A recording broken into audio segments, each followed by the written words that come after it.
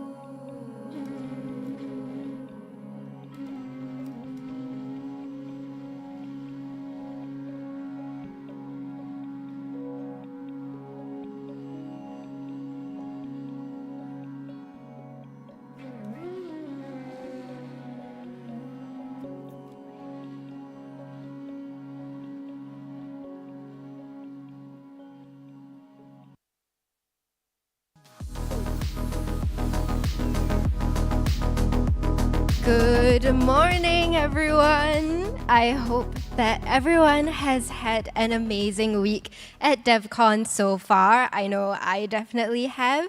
And welcome to our final day of talks. So today we have a really exciting lineup for you of talks, lightning talks, and a panel discussion on real-world Ethereum and coordination. My name is Vanessa, and I'll be your MC for today. But before we get started with the program, a few housekeeping reminders first. So we really welcome you to take photos and videos of the sessions, but please remember to switch your phones to silent mode and also turn off the flash so as not to distract the speakers on stage. And the second thing is, please submit your Q&A questions early on Meerkat. So how you can do this is you can open your Devcon Passport app and then click on the current talk session that you're in. Then scroll down to the page and you will find 4 things. You will see a live stream video. And then the second thing is a translation option where you can click on the various flags to change the language that you're listening to the talk in. The third thing is the collaborative notes section where you can write posts and upload pictures or videos from the talks. And then the last and most important thing is the live Q&A button. So once you click on that, it brings you into Meerkat, and then you click Join Q&A, and you can submit your questions at any point in time during the talk or even before the talk. You can start submitting your questions now. And remember to upvote the questions that are your favorite to ensure that they get answered by the speaker during the Q&A session. And there are also a couple other functionalities in the Meerkat app. So you can collect cards to prove that you were at all of these talks that you attended. Kind of reminds me of like collecting Pokemon cards when I was a kid, so it's pretty fun. And then you can also leave speaker feedback just to let the speakers know that they did a good job and that, you know, the insights that they shared were really inspiring. So, yep. And if you don't want to, you know, open your Devcon Passport app, there's another way you can access Meerkat, which is that once the talks start and then the slides come on, there will be a QR code on the bottom left-hand corner that you can scan to just join the live Q&A. So, yeah. Without further ado, let me introduce our first speaker of the day, who is Noah Ye, an innovator in bridging Web3 and real-world solutions, including a decentralized identity program in Taiwan and also funding for open source projects. Today, he will be sharing insights on the challenges that the Gov0 community has faced, as well as how initiatives like DAO0 have responded, and also what's still needed for a sustainable future moving forward. So without further ado, let's put our hands together for Noah.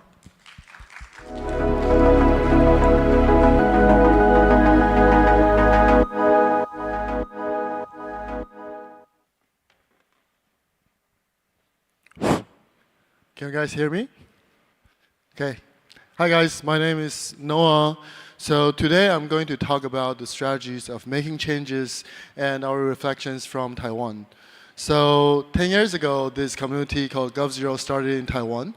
It started from having a bunch of hackers trying to open up government data, and later in the years, it became a beacon of digital democracy globally in the world, a leader of digital democracy in the world.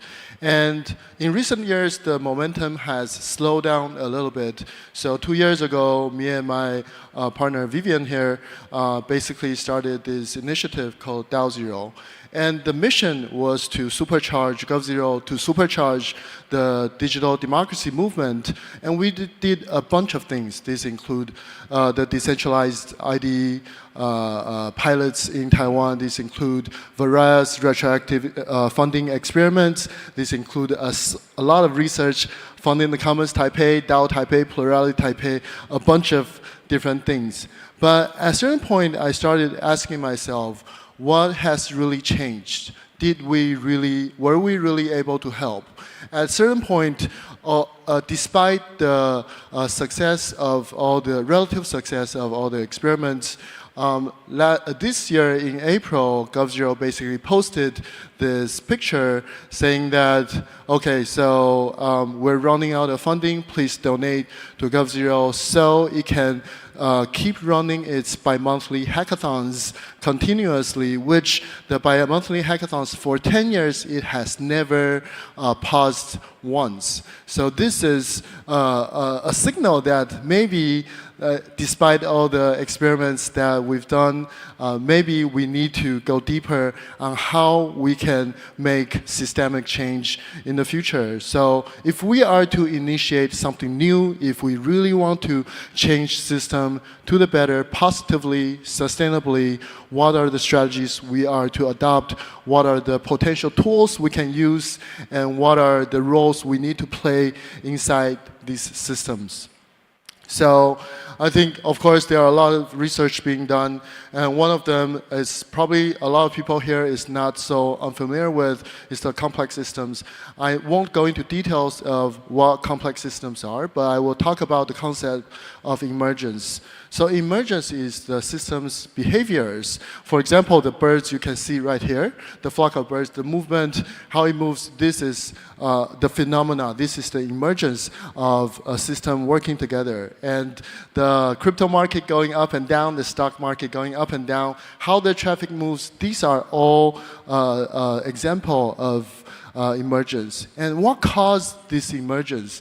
The answer does not lie in the individual unit, the composition of the individual unit, but take the birds for example, it's just a couple of simple rules that make the birds move this way. And it's actually really simple. The birds' basic thing about I won't say too close or too far from each other, and I will align my direction of flight according to the birds around me. So that's how these emergence becomes. So if change is emergence, and emergence is caused by a set of simple rules, then maybe sustainable change, if we want to make change, then we need to build the adoptions of new rules, new interaction rules that's naturally developed. Not someone tell us what to do, but naturally developed between the individuals inside the systems. So these are some, if you if you scan the QR code, you can see a full article talking about all these potential leverage points that we now know that the point of changing the systems is basically to change the rules of interactions and what kind of tools can we use. So the less powerful and lower order tools are changing the inputs and outputs of the systems or changing the speed of inflows and outflows of the system. What people will be familiar here is the mechanism design. You can design the punishment, you can design the rewards of the system to encourage people to do certain things. You can also change the goals of the systems. These are some leverage points that people can use to basically try to change how a system behaves. However, if you think about it, that we don't always listen to our teachers, right? Or we don't always listen to our CEOs, our boss. We don't always listen to the leaders in the DAOs. And they can have rules set up for the organization, but we don't always behave that way. The interactions between me and my peers, individual with another individual, is not always follow the rules of the system. And the more powerful leverage points that people can use is actually changing the mindset, changing how people believe, what people believe, changing the paradigm of a system. That's the more powerful leverage point that people can use. But coming back to now, I know the key is to change the rules, and the leverage points are the tools. Where do I put myself inside a system that has the biggest potential to make actual changes? There are 4 that I listed. The first one is top-down. Right? Top-down, I don't need to talk about the problems with the top-down approach. There's corruption, there's all that. But the real limitations, the strength of the top-down approach is that it has access to a lot of different tools that we talked about. It can change the taxes, it can change the bottom line, it can have the punishment, it can have the reward mechanisms to do mechanism designed to change the system. But take global SDG goals, for example. It's a very top-down approach, right? But only 16% of the global SDG goals are on track right now. There are limitations to what the top-down approach, despite all the problems, can actually change in today's world. And so this is the top-down approach. The second one is bottom-up. We talk about decentralized organizations. We talk about all these movements, Occupy Wall Street and all that. And Of course, the bottom-up approach, you don't have as many leverage points and the tools that you can use to change the systems, but it might have the most powerful ones, which is the changing the paradigm, changing the mindset, changing the beliefs of the whole system. So, and the way to measure success for this bottom-up, think about what the Mandela's idea that Aya mentioned in the starting keynote. That's one example of influencing, inspiring the system. And the measure is basically not to measure the actual system output, but to measure the initiatives that these bottom-up approaches actually inspired. So this is how we measure the success of these bottom-up approaches.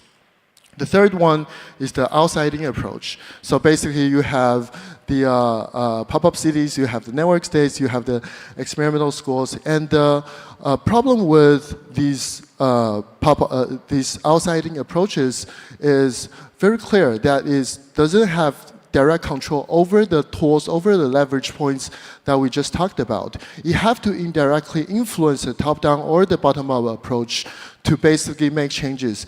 But it's not unprecedented. Experimental schools in the 1990s basically was the inspiration for No Child Left Behind policies in the United States. So that was one of the cases that was successful. But the one I really most want to talk about that's the most effective is possibly the catalyst approach. So Christina Figueres was the head of UNFCCC. In 2015, she pulled together 195 nations to agree upon the Paris Agreement, which probably most people have heard about here. And the key turning point, how she would talk about it, is that she has this stubborn optimism that pushes things forward. But I think the key turning point is that she pushes enough. It's clear today now, but it wasn't back then. It's pushes forward the clean energy industry to the point that the cost is lowered and the capacity was increased to the point that it made economic sense for the nations and for the corporations.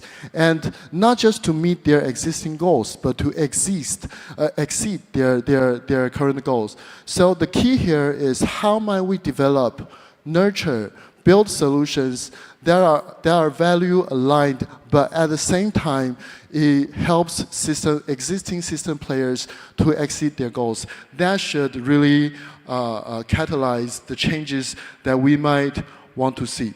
So, but with all the changes, we know the strategies, we know the tools, and we know what kind of roles we play. How do we know that we are really making positive emergence? The answer is we probably don't. Zuckerberg didn't imagine that he will cause a whole generation of anxiety when he started Facebook, right? But if you look at Peter Senge's 11 laws of systems thinking, the highlighted ones, today's problems come from yesterday's solutions. The harder you push, the harder the system pushes back. Faster is not always slower. So my personal guideline from making changes now, the first one is to be catalyst. Because that's probably the most effective way of making changes. Hold on to stubborn optimism, to learn from Christina Figueres, to learn from the Paris Agreement example. Build value-aligned solutions that help system players exceed existing goals. So not just build ethical solutions, but also make sure these actually ethical solutions at the same time may be able to, for example, be more profitable than the existing solutions. So the system players go towards that direction. Slowly, caringly, because we don't know what kind of negative externality we're going to create, and no blame. This is system ignorance. It's not one person's fault. So we are all in this together. We all have a responsibility. So hopefully this is helpful for the change makers out there, and that will be my talk. Thank you. Thank you so much, Noah, for sharing your insights. So we'll begin the Q&A portion.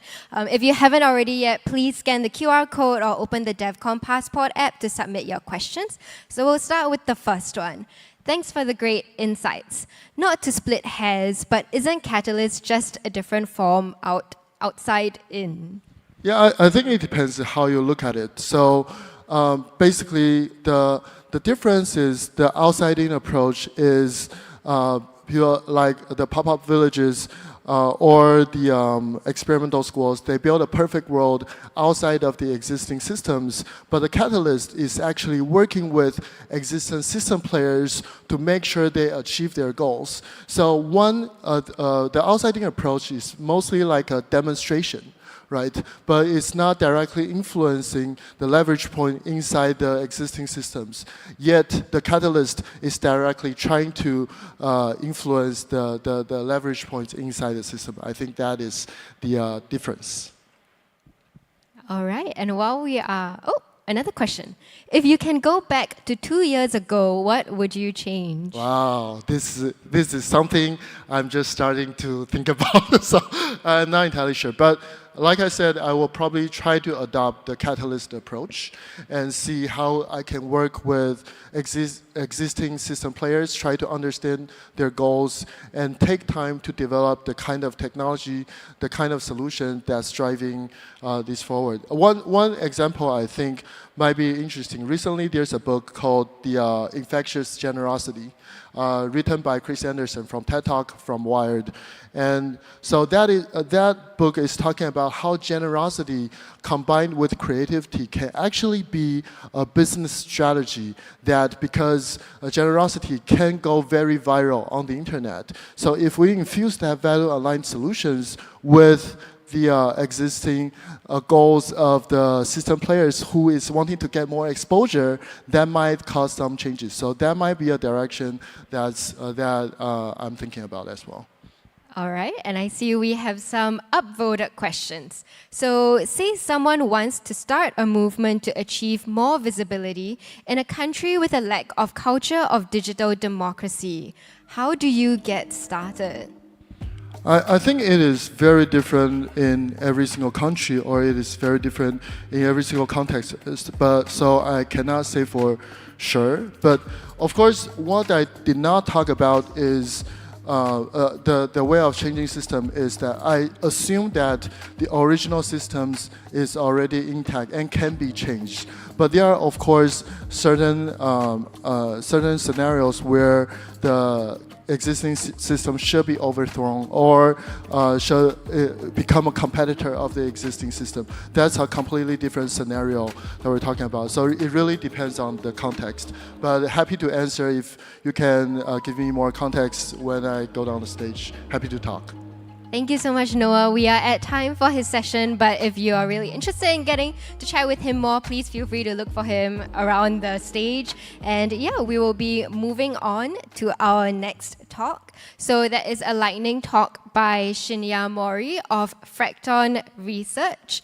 And he will be sharing with us some insights on a comparative study that he did, analyzing various grant programs and highlighting the key differences in the way that they distribute funds and impact, and how that impacts grantees. So one quick note before we bring Shinya on stage.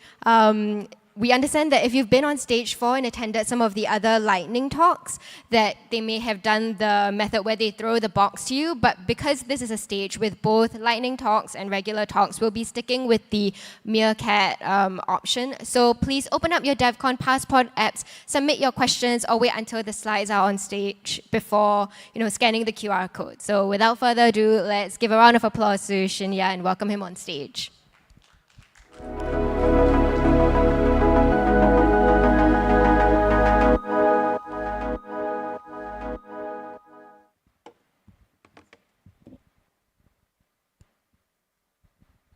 Hey everyone.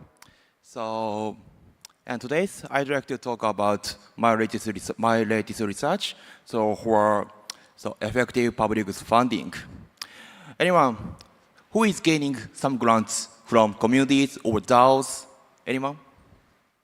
Great. And then who is managing grants programs? It's great. You are definitely public goods builders, public goods contributors. And then, so my talk is useful for grants, so to manage grants programs in the future. Introductions. So the purpose of my research is to achieve a better grants program. I mean, better grants program is a more effective and more fair programs. And I'd like to discover the difference among various grants programs by cross-comparing, so grants program data. So and then especially, so we are focusing on different type of decision-making bodies. Yeah, here is our target grants program. So and then today, so there are many projects contributing to public goods funding or grants programs. We can categorize grants programs into 3 types: foundation type, democratic type, and quadratic funding type. I mean, foundation type is foundation types members are arbitrarily selected, or sorry, excuse me, and then arbitrarily selected or accepted by token holders, token voting. I mean, democratic type members are basically token holders, including delegates, or elected by token holders, token voting. Quadratic funding type is using basically quadratic funding. So results of our research and analysis. Yeah, here is a grants amount, normalized grants amount data. So for each round in various grants programs. You can see, foundation type, has a larger grant amount and larger variations. I mean, variation is a difference between max grant amount and minimum grant amount. So on the other hand, democratic type and quadratic funding type has a smaller variation and then smaller grant amount. Yeah, clearly you can see the foundation type has a larger variation, and then democratic type and quadratic funding type has a smaller variation. So as our hypothesis, grant amount depends on grant operation types. So democratic type and quadratic funding type tend to distribute funds more evenly and with a smaller grant amount, smaller variation, and then larger grantees. On the other hand, foundation type tends to distribute funds with larger grant amount and then larger variation and fewer grantees. So I think foundation type has a kind of bias. I mean, bias is different values in grants programs. You think this bias is a negative factor in terms of fairness or pluralities. However, I think this bias is useful for effective public funding. So you think my saying is a kind of a paradox. So this bias by foundation type can complement democratic type approaches. So I mean, democratic approach is a democratic type and quadratic funding type. I think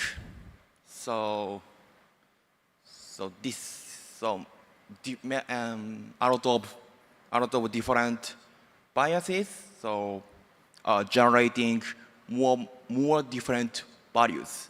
More different values can distribute funds to more different public goods, I think. Okay. And in the past, Horkheimer and Ajorn said rationality is rationality is improving society systems, but this rationality is leading to lost humanities. I think this is a kind of paradox. I think democratic approach is a kind of rationalities. I think we should have a different approach for effective public goods funding. So not only quadratic funding or using DAOs. So you can see my using database, scan here and scan it, and yeah, please join us. Thank you. Thank you so much, Shinya. We received many great questions during your talk. So let's start with the most upvoted one. Did you have any findings on cost of running grants, for example, internal headcount, partnerships, tooling by type of grants? Yeah. So actually, in this yeah, so like running grants, internal headcount. So yeah, and then actually I don't focusing on these topics. Especially I'm focusing on decision making bodies. Yeah, and then from now on, we have to analyze more deeply, including these topics. Yeah. Thank you so much, Shinya. Unfortunately, we are out of time. So I see many questions on the Meerkat app. So if you would like to speak with him after this, please feel free to look for him nearby the stage. And let's put our hands together for Shinya. And our next talk will be beginning in 1 to 2 minutes. So feel free to take the time to stand up, do a stretch, or go to the washroom really quickly if you need to. And we'll be back shortly. Thank you.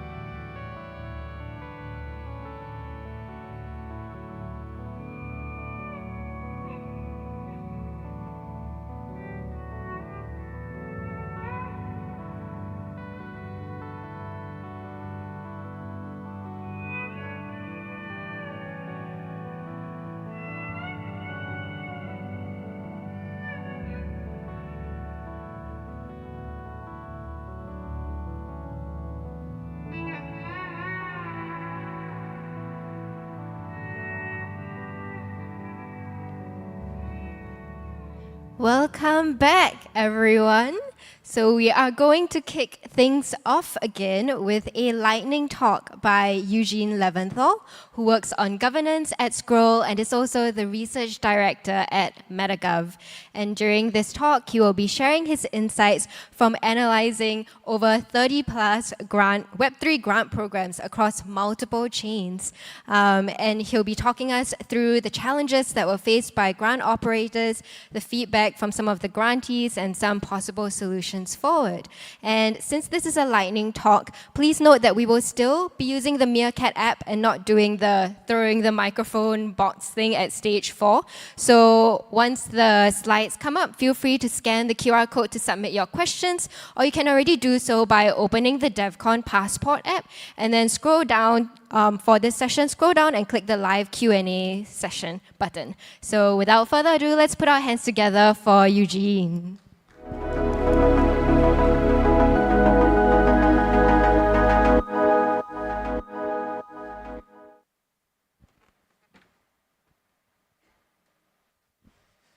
Hello and good morning, everyone. I'm Eugene Leventhal. I'm currently working on governance at Scroll, and I'm a research director at MetaGov. And today I'll talk about some of the research that we've been working on over the last 2 years at MetaGov in trying to also get a qualitative understanding of the nature of grant programs in our space, and so we can better interface with grant programs beyond Web3 as well.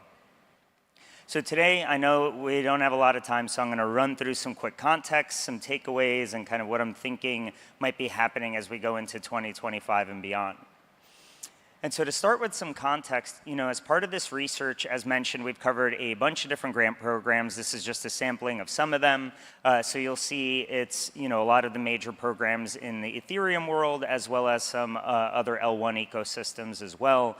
So we're lucky that we're getting a view well beyond any kind of single set of programs. And a lot of these folks have very different priorities. So it is really interesting to capture that. And this year as well, we expanded to not just cover programs, but we also got into covering grant tooling as well.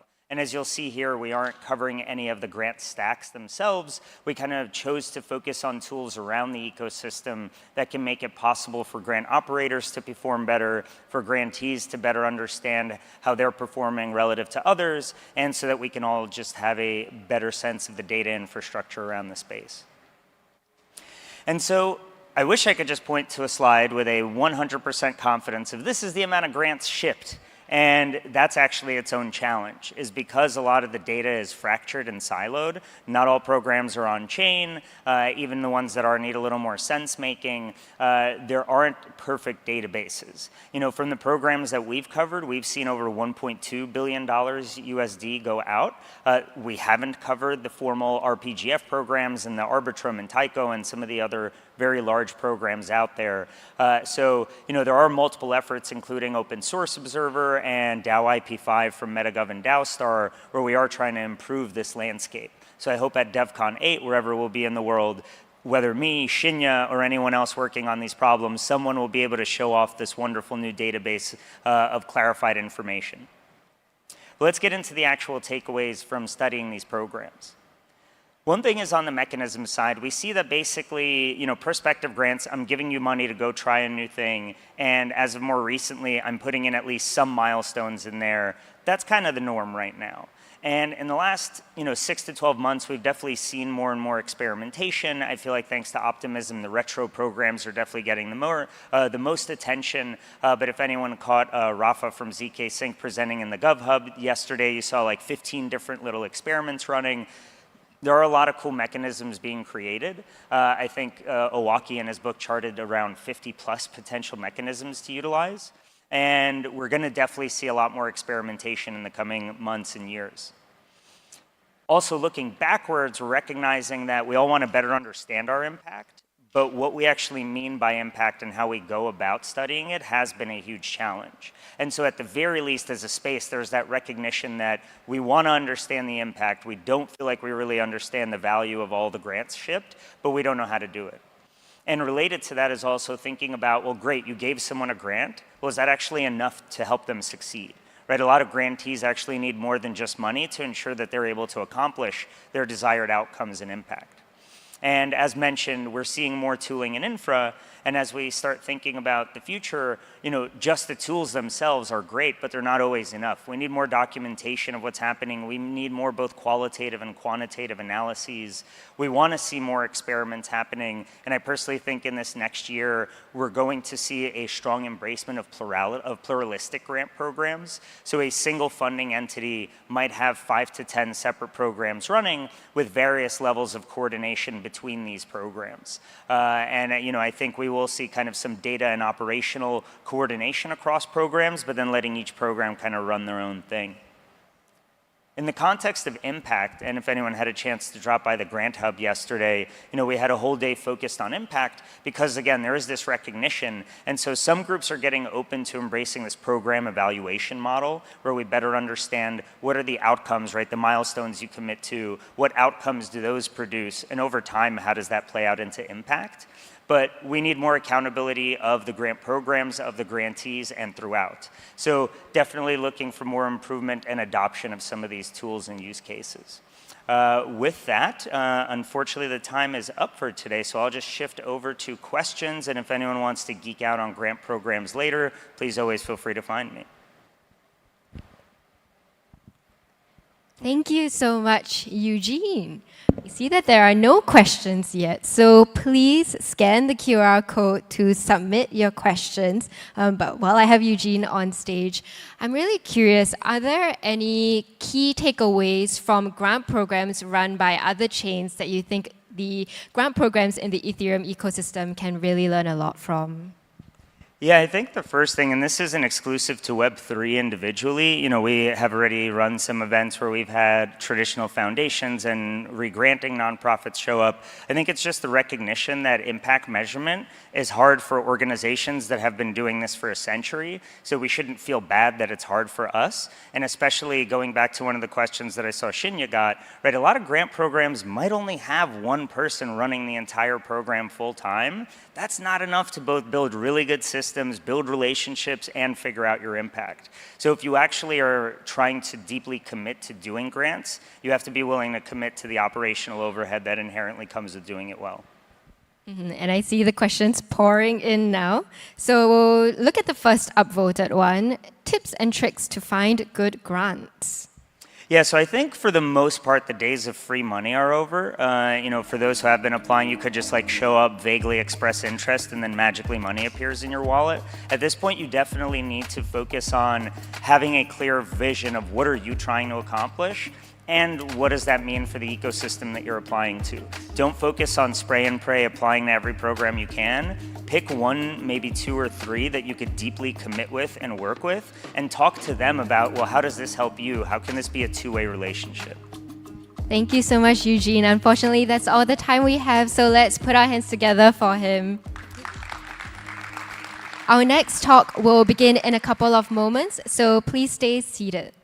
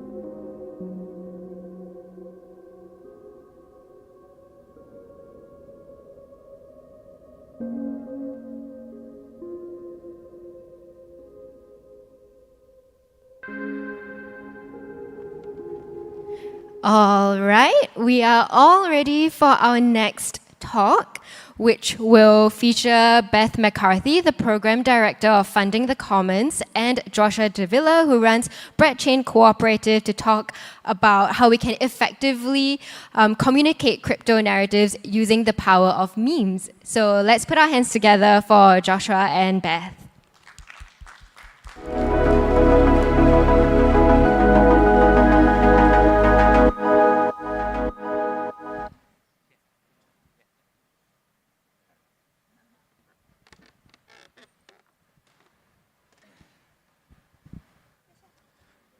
Hello. Good morning. My name is Joshua Davila. I'm here with my collaborator, Beth McCarthy, and we're here to talk about memes. Our presentation is Memecraft, narrative dynamics in crypto. So what we want to talk about, of course, like coming to Devcon, at least for me, it's been a little bit overwhelming. It's been definitely a good thing. I love seeing all my friends. A lot of my friends, though, I know through the internet. And of course, being on the internet, the way that we often relate to each other is through memes. And so memes are basically very fundamental to the creation of culture in crypto.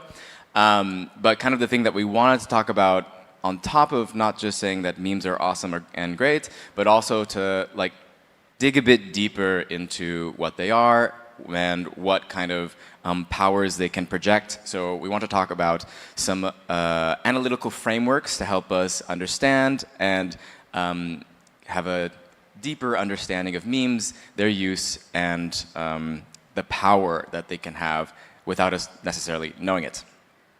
And so just very quickly to remind ourselves the origins of memes, it comes actually from Richard Dawkins. I don't know if you remember the time in the 2010s when everyone was having their atheist phase. That came from Richard Dawkins' book, The God Delusion. But before he was an atheist, or he might have been an atheist then, I don't know. He was a biologist who studied genetics. And what he was looking into in the 70s was kind of the ways in which cultural information is spread through imitation.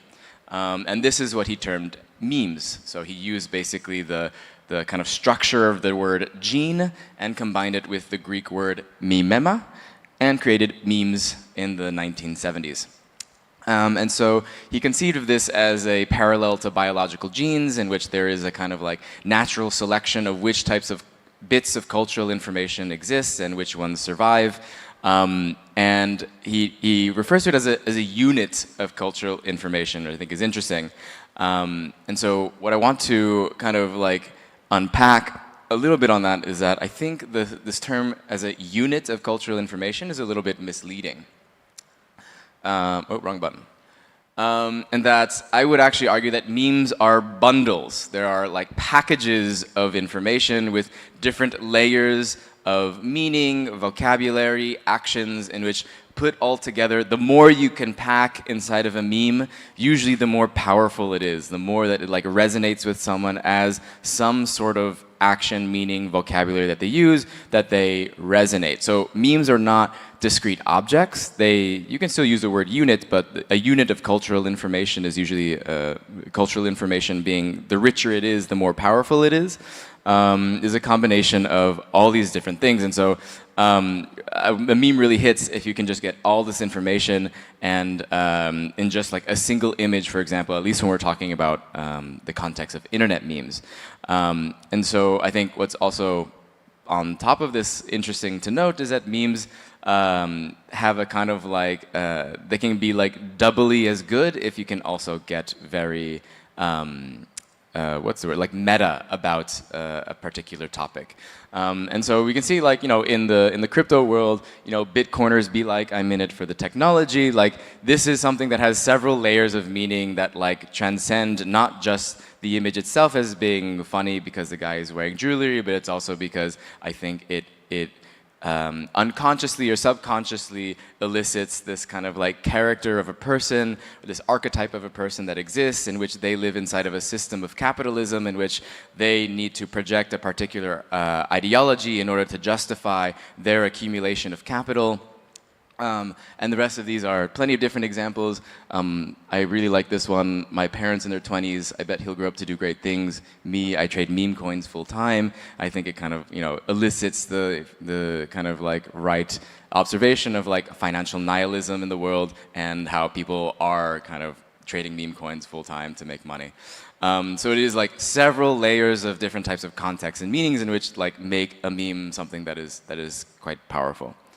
And so I'll leave it to, I believe, Beth to give us some analytical tools to understand this a bit more. Hi. So, yeah, in thinking through this, I thought it was really interesting, as a person who's often responsible for managing social media on Twitter and being way too immersed in crypto Twitter than is maybe good for my mental health. I think it's really interesting to really see how people are so often like frantically coalescing around the specific moment as like, this is the time that we're going to make this thing happen to go to the moon, or now, if we make enough mimetic force, then we'll push ourselves into the next bull market, et cetera. And so I think it's really interesting to think of Walter Benjamin's concept of a Jetztzeit, which is this idea of like, right now is this particular moment that has transformative potential within it and exists in a context of unfolding moments that we are all experiencing together and shaping a shared reality and intersubjectivity. So yeah, finding our friends in late stage capitalism as we try to figure out how to navigate all of this together. And also wanted to make the point that a lot of the frameworks that we're thinking about here are drawing on concepts from 100 years ago when people were originally thinking about these kind of structuralist terminologies, but history is repeating itself or rhyming with like greater, bigger all the time. So I think it's really interesting to think in terms of some of these patterns. Yeah, how do you do this? The green button, the top one. Yeah, so just to go a little bit deeper in concepts from Walter Benjamin, I might butcher these German words for my German friends that I see sitting in the audience, but Erfahrung versus Erlebnis is two ways of categorizing experience that I think are super useful for thinking about what is it that we are experiencing together through these mimetic structures that that we're co-creating, basically. So my understanding of it is that Erfahrung is the kind of tacit knowledge, lived experience that you have, whether you are, a node validator yourself, deeply involved in, coding infrastructure, deeply involved in doing the work that I do in terms of setting up events and doing, community weaving across the space, the knowledge that you come to understand through gossip networks and through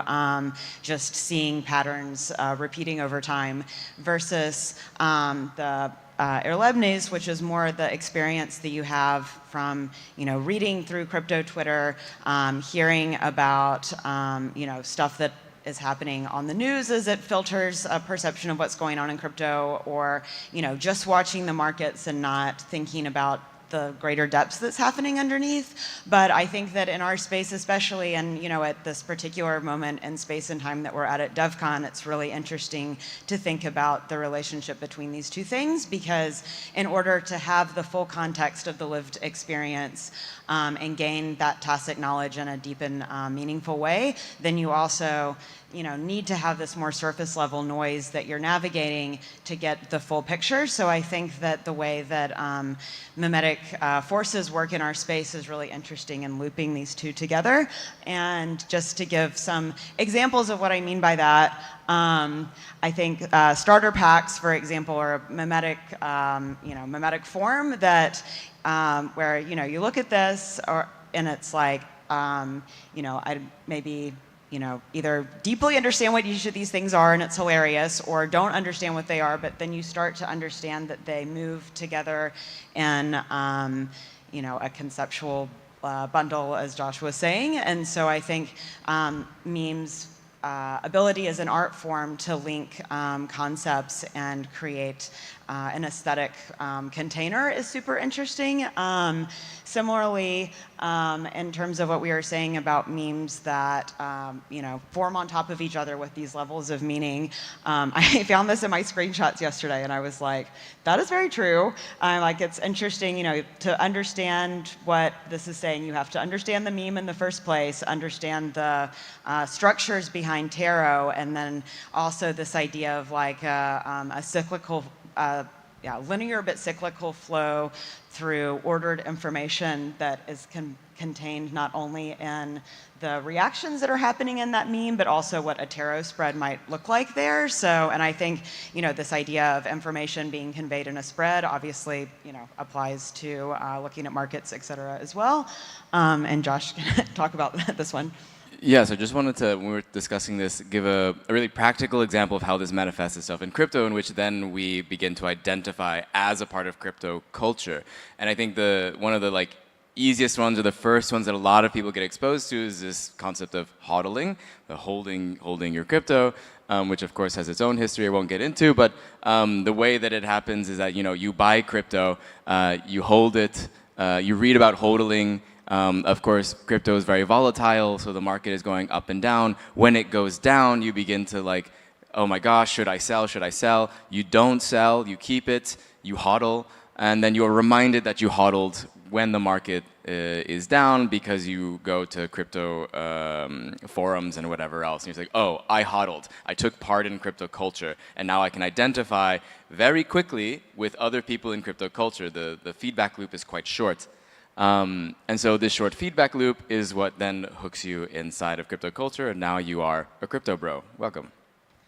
Yeah, and to lead into our next point, there also the power of naming a particular behavior. So before it's like, okay, well, I'm choosing not to sell my coins, but then as you become deeper embedded in the ecosystem, you learn there was a name for what I did. It's hodling, and that makes me a hodler. And the last example that I wanted to give, I thought that it was really interesting to see this concept of finite and infinite games, a big crowd pleaser in general in our space, but I feel like it is getting brought up more and more frequently in this conference in particular, which I think is really fantastic as a way for framing the world building that we do together and capturing the evolving landscape. So yesterday I was attending a talk where I had directly brought it up, and I was really happy to hear that that was a explicit thought process behind the concept of the infinite garden that we are all cultivating. Leading into that, it was a nerd point that I liked, that it's a great way of framing as well Wittgenstein's language game. So as we were just talking about with these different ways of framing construction of identity, construction of behavior, understanding of the system dynamics that you're operating in, and the narratives that we're constructing through how we convey information through words and images. I think this is really interesting. These are some of the examples that he gave, whether we're using language to report an event, pretend to do something, switch between languages, all of these different ways that we engage with our world as mediated by language are ways that we are constructing a reality, and also that we're conveying information between one another in a way that creates intersubjectivity and shared perception. So kind of my first point with, I guess, how that leads into how we can think about how we are operating in a meme apparatus. The rules, constraints, and outcomes of language games are continually evolving in a feedback loop of shaping and being shaped by cultural norms and behaviors of their players. And talk about So some of the memes that we all know and maybe love, I think going a little bit chronologically on the evolution of memes a little bit, it first starts off, being entangled in crypto culture, in which we have this early proliferation of memes about taking an action related to market dynamics, right? We hodl is the one example that I gave earlier, but also sometimes we get wrecked. Sometimes, we have diamond hands or we have paper hands because we sold. We see the movement of the market and prices go to the moon. Or we get rug pulled with this not your keys, not your crypto, I think is something that is also another kind of related to tacit experience of holding your keys in crypto or being on a centralized exchange and being warned about it. Digital gold being a type of investment narrative. This is kind of like where it starts. And these memes themselves in total may move capital in a particular direction, but it's kind of like broadly in crypto, and it's related to like the actions that you are taking in response to market dynamics. But I think what's been interesting to kind of see is that with the introduction of Ethereum is that now the memes have become much more sophisticated, right? We've had this Cambrian explosion of different mechanisms that are now available to us, all these financial primitives which have elicited immense flows of capital into specific projects and applications. So, a infamous one was 3.3, where people just kind of, let's all collaborate together into a Ponzi scheme. Or WAGMI, RetroPGF, quadratic funding, all of these different terms are used to solicit investment or movement of capital into a particular place. So it's not only, whereas hodling and getting wrecked and going to the moon was about like crypto broadly, now we're getting like, we are turning in on ourselves and creating this loop, concentric loop inside to where we are now directing capital within the crypto ecosystem in various places based on the movement of memes and their proliferation.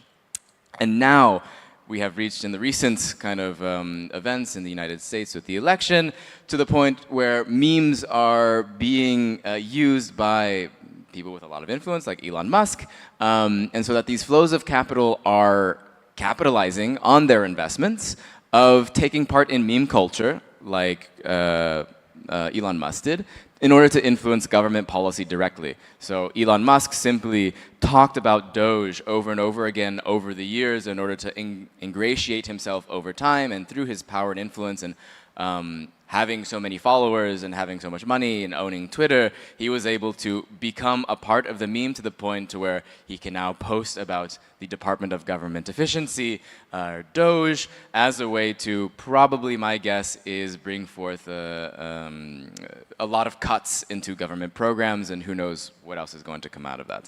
But so now we have this situation where big capital is very much a part of meme creation and meme spread and the spread of narrative, and this is something that we should all take into account and be aware of.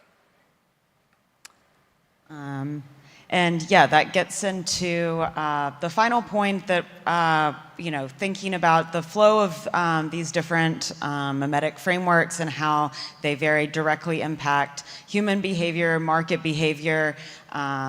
Those behaviors then have impact on the client, on the climate, and all of our ability in the space to have stable work, and all of these effects that happen. And so I think it's really important in our space to think about explicitly how do memes harness identity, intersubjectivity, and ideology to create, reinforce, and reproduce dynamics of power and control. So just to bring up to white guys from 50 years ago, then I think it's really useful to think about, from Foucault's perspective, this control that is mediated through societies based on access to knowledge, and this feedback loop between having greater knowledge, information asymmetry by design, understanding a deeper awareness of patterns that are happening, and very actively directing the discourse so that certain concepts gain power and start directing capital, as Josh was mentioning, and also changing behavior at scale. And I think it's also really important to remember in our space which narratives are being pushed and for who and why. So for example, if everyone is ascribing to this ideology around decentralization, thinking critically about, is this something that is being used for an extractive purpose, even though it's something that on a surface level we are all agreeing with in a friendly way.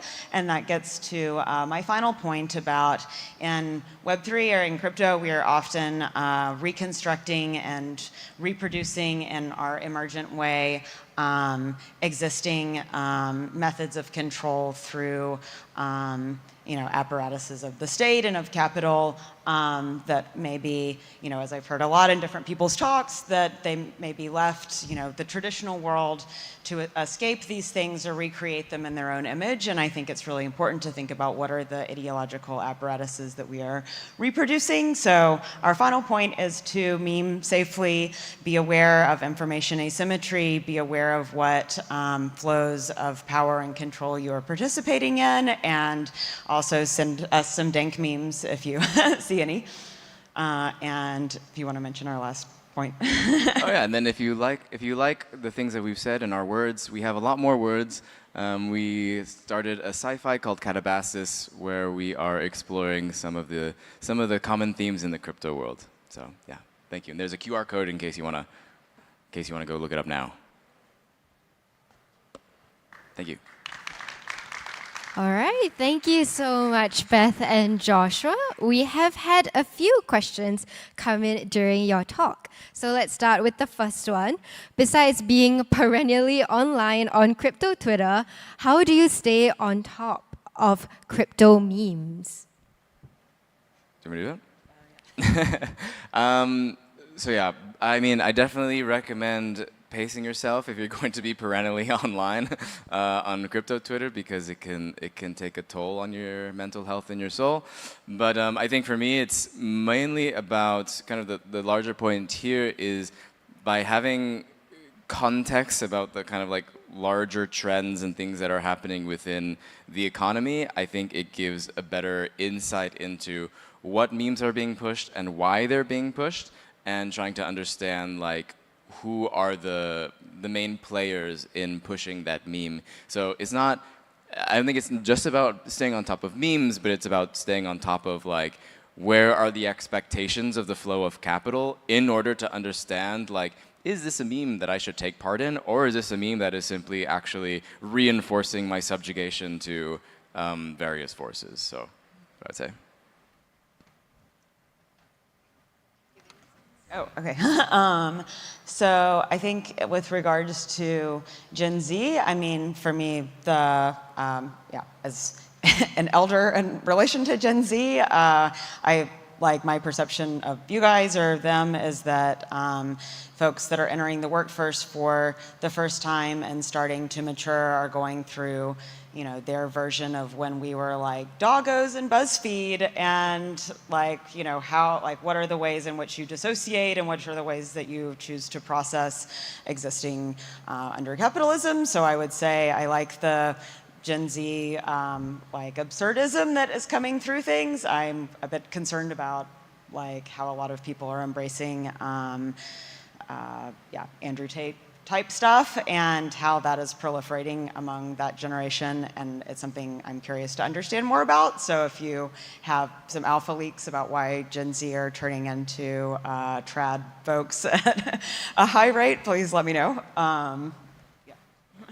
Maybe I would just warn against like being naively optimistic about going into the workforce, I would say, and trying to have a larger view of the movement of capital so that you can protect yourself in the long term from like what is inevitably going to come in a market is that there is going to be a downturn, there will be a bear market, and so yeah, just to be aware of those things. All right, the next question is, do you own any meme coins? But I think maybe more importantly, what we can also talk about is, what are your thoughts on meme coins, especially in relation to everything that you've discussed? Maybe I can take that one. So, I mean, not a financial advisor. I think I have a very small investment in meme coins just because it's a way to help me keep track of them.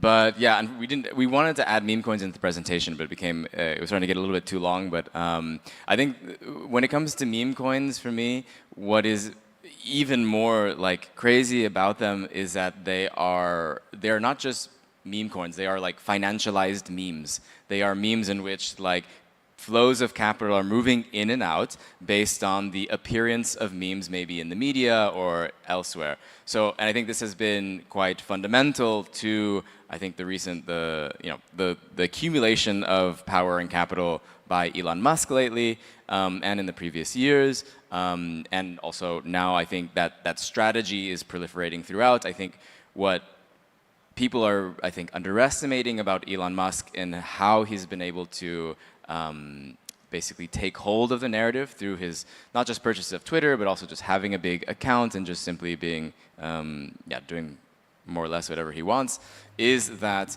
he is able to not only make money for himself, but make money for his acolytes, or make money for the people who follow him.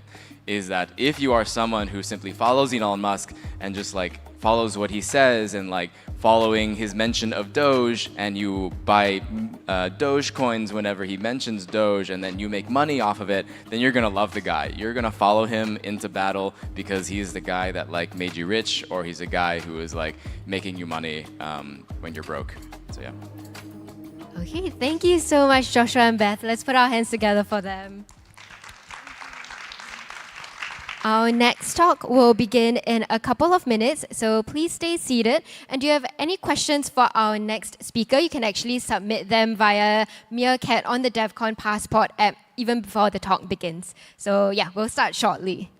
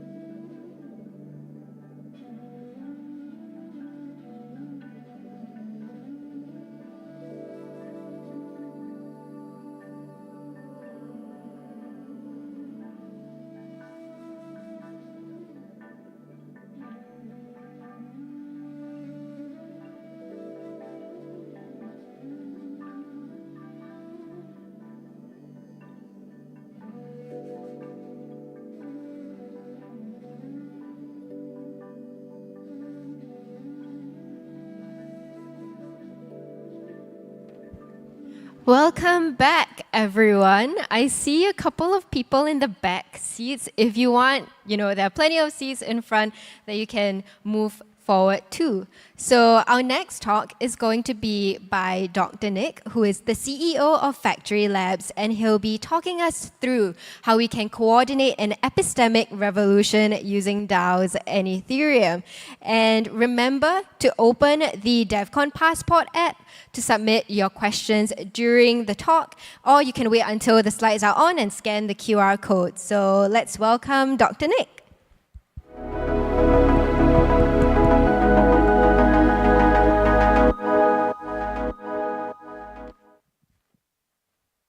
Morning, everyone. A bit quieter after Rave, isn't it? I hope you've had a lovely week. I've had a wild time, and I thought I would take this moment to talk about some of the bigger ideas in crypto. I got very excited about this industry about sort of 7, 8 years ago for a few things. And I thought it'd be interesting to sort of revisit some of the sort of really interesting ideas, part of which is I think it can coordinate an epistemic revolution. I'm going to tell you what I think that means. So I'll dig into what epistemology is and kind of what I mean by the title, and then I'm going to jump into like prediction markets and info finance, some mechanisms for markets, some mechanisms for our minds, and discuss a little bit about the future of intelligence. So I think we're in a moment of epistemic crisis, and by that I mean I think people are losing their minds. I think people are starting to lose grip of reality, and I think we're going to start to see this effect manifest over the next few years. And what I think is happening is there are kind of epistemology is being corrupted.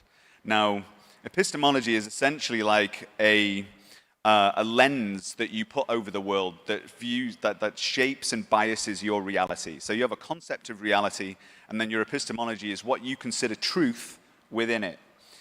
So you can consider this, it's like you've put on, when you put on shit and it changes the world. That's what your epistemology is like that. But it's the kind of as one of these. Has anyone seen They Live?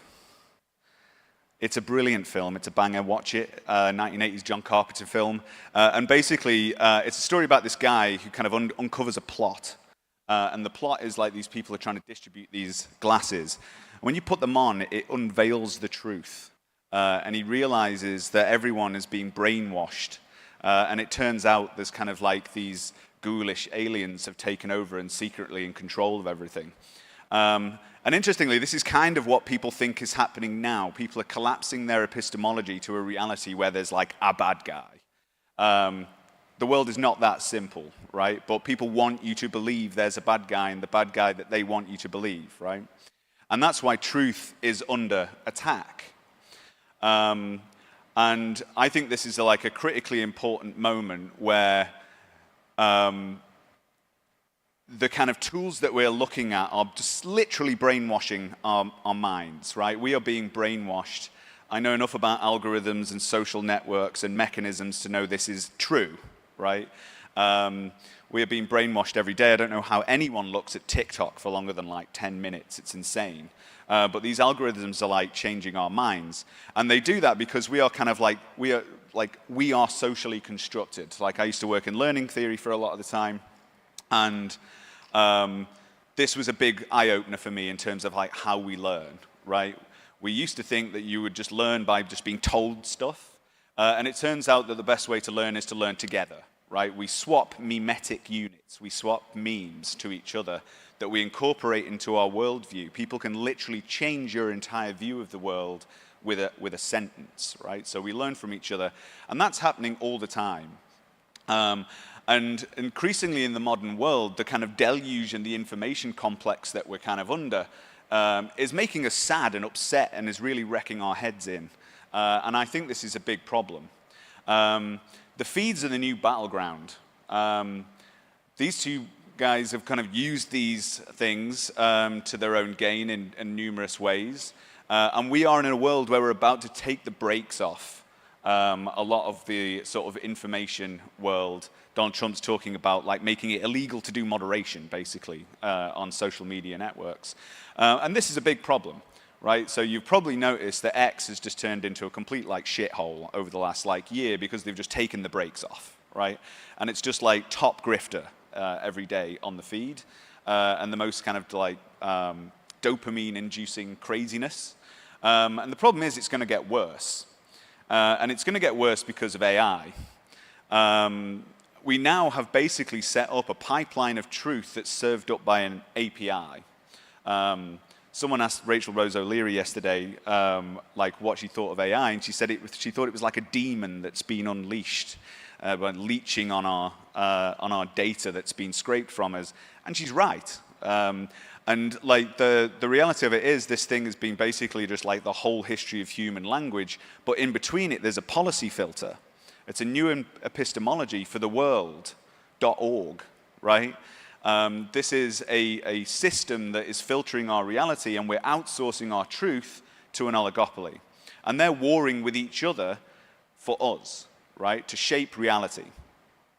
So how do we coordinate an epistemic revolution where we sort of create a new lens on the world that is closer to the truth? And to do that, we need new sources of truth. We need new information to look at the world that's more objective, more empirical, more evidence-based, more real. So now the technical bit, right? Prediction markets are part of the answer. These have got very hyped recently. I sort of I've been working on these problems for about 10 years, but I joined crypto full-time 4 years ago to build a prediction market, except it wasn't really a prediction market. It was a little bit different. But the reality of it is there's a lot of work to do. We've got the hype cycle is in full effect, or just was because of prediction markets, but they're very incomplete mechanisms in my mind. The oracles are very optimistic. And yeah, like really optimistic. And the reality of it is prediction markets put a bounty on the generation of new information. And if we get this right, then there's a large enough market that the oracles are created for that market that actually have to research which reality we are in. So there's a lot of work to do on the oracles. We need to get better at curating predictors, like plutocratic approaches to prediction markets is like the one coin, one vote of DAOs. There are better ways for doing prediction markets. We need to curate out who are the good predictors. Crowds are not wise, but there is wise people in them. You need to find them. We need to get better at asking questions. We've had one big prediction market because of one question that was made for us. And you know, they died 4 years ago because that was the only question that anyone that was found that was interested in this paradigm. So we need to get better at asking the questions. And we need to worry about incentive compatibility. And this is a kind of game theoretic idea where there's like, is everyone revealing their true preferences to the market via the incentives? And actually, there's people in that game, like market makers and bots and airdrop farmers, that are messing with the signal. And we need to worry about the dark side of prediction markets. Some of these things have pretty dodgy and weird outcomes that you should be worried about. And we need to find ways of stopping that from happening. And liquidity is the major limitation, right? We had one massive liquid prediction market. This happened 4 years ago, and then it went dead again, right? And that was because you need a certain amount of liquidity in the market to get out what you need. So I think info finance might be the answer. And what's interesting about this is Vitalik has basically exploded the concept of prediction markets, created a new idea called info finance, and underneath it there's a whole design space of things that you can use incentives for generating new information. I designed one of these about 4 years ago. One of the first mechanisms I'm going to show you. Essentially, you mint an ID. The reality of it is there are many realities in front of us, right? A lot of prediction markets essentially have this binary choice. So instead of voting with who's got the most money, this is who gets an identity. You can express a preference across a list of realities. In this case, a bunch of market assets. So you quadratically vote on these, sort your preference, and you go into a kind of like competition with other people. So every identity essentially votes on what they think is going to happen in the next day.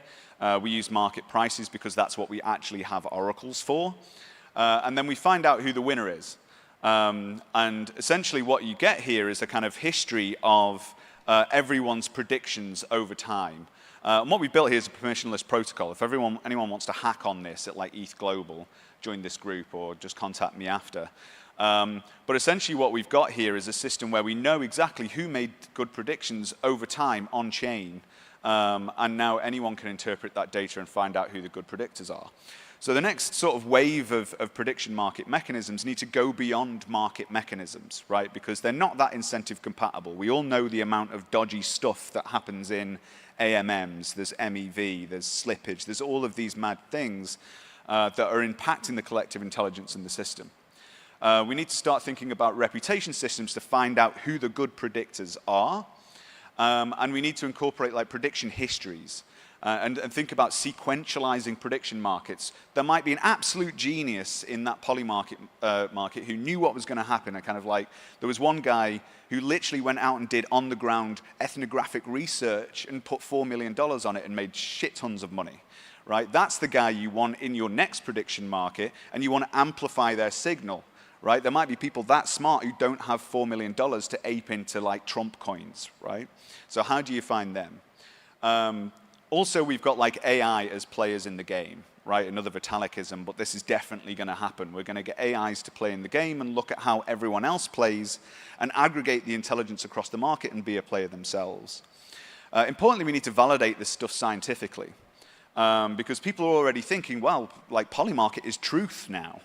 And in fact, it got one thing sort of right. And there is things to it, but like we are far from proving that these, and no one believes in collective intelligence more than me, but we need to empirically prove these things as real and valid and not get too overhyped about them. And we need better oracles and better tokens. Here's a less talked about prediction market, Geo Bowden token. Now, is this a rug? Or did it predict Biden's resignation like months in advance? The reality is we don't know because most meme coins are like bad memes generally and like nearly all rugs.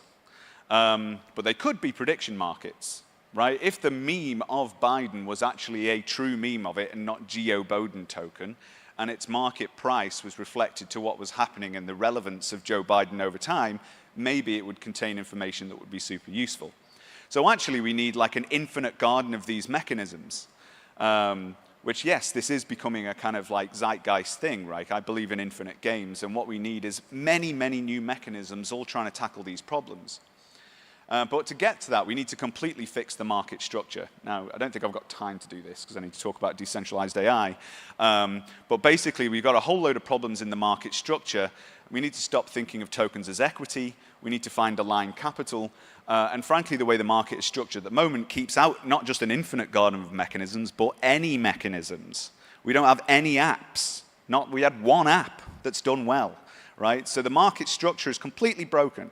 This has annoyed me so much that I'm trying to basically like smash this to bits with a bunch of like tools for like opening up the market structure.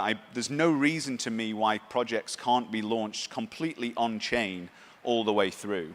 So completely decentralized capital formation all the way through to token launching and like not touching the real world in any way. I don't see why that can't happen.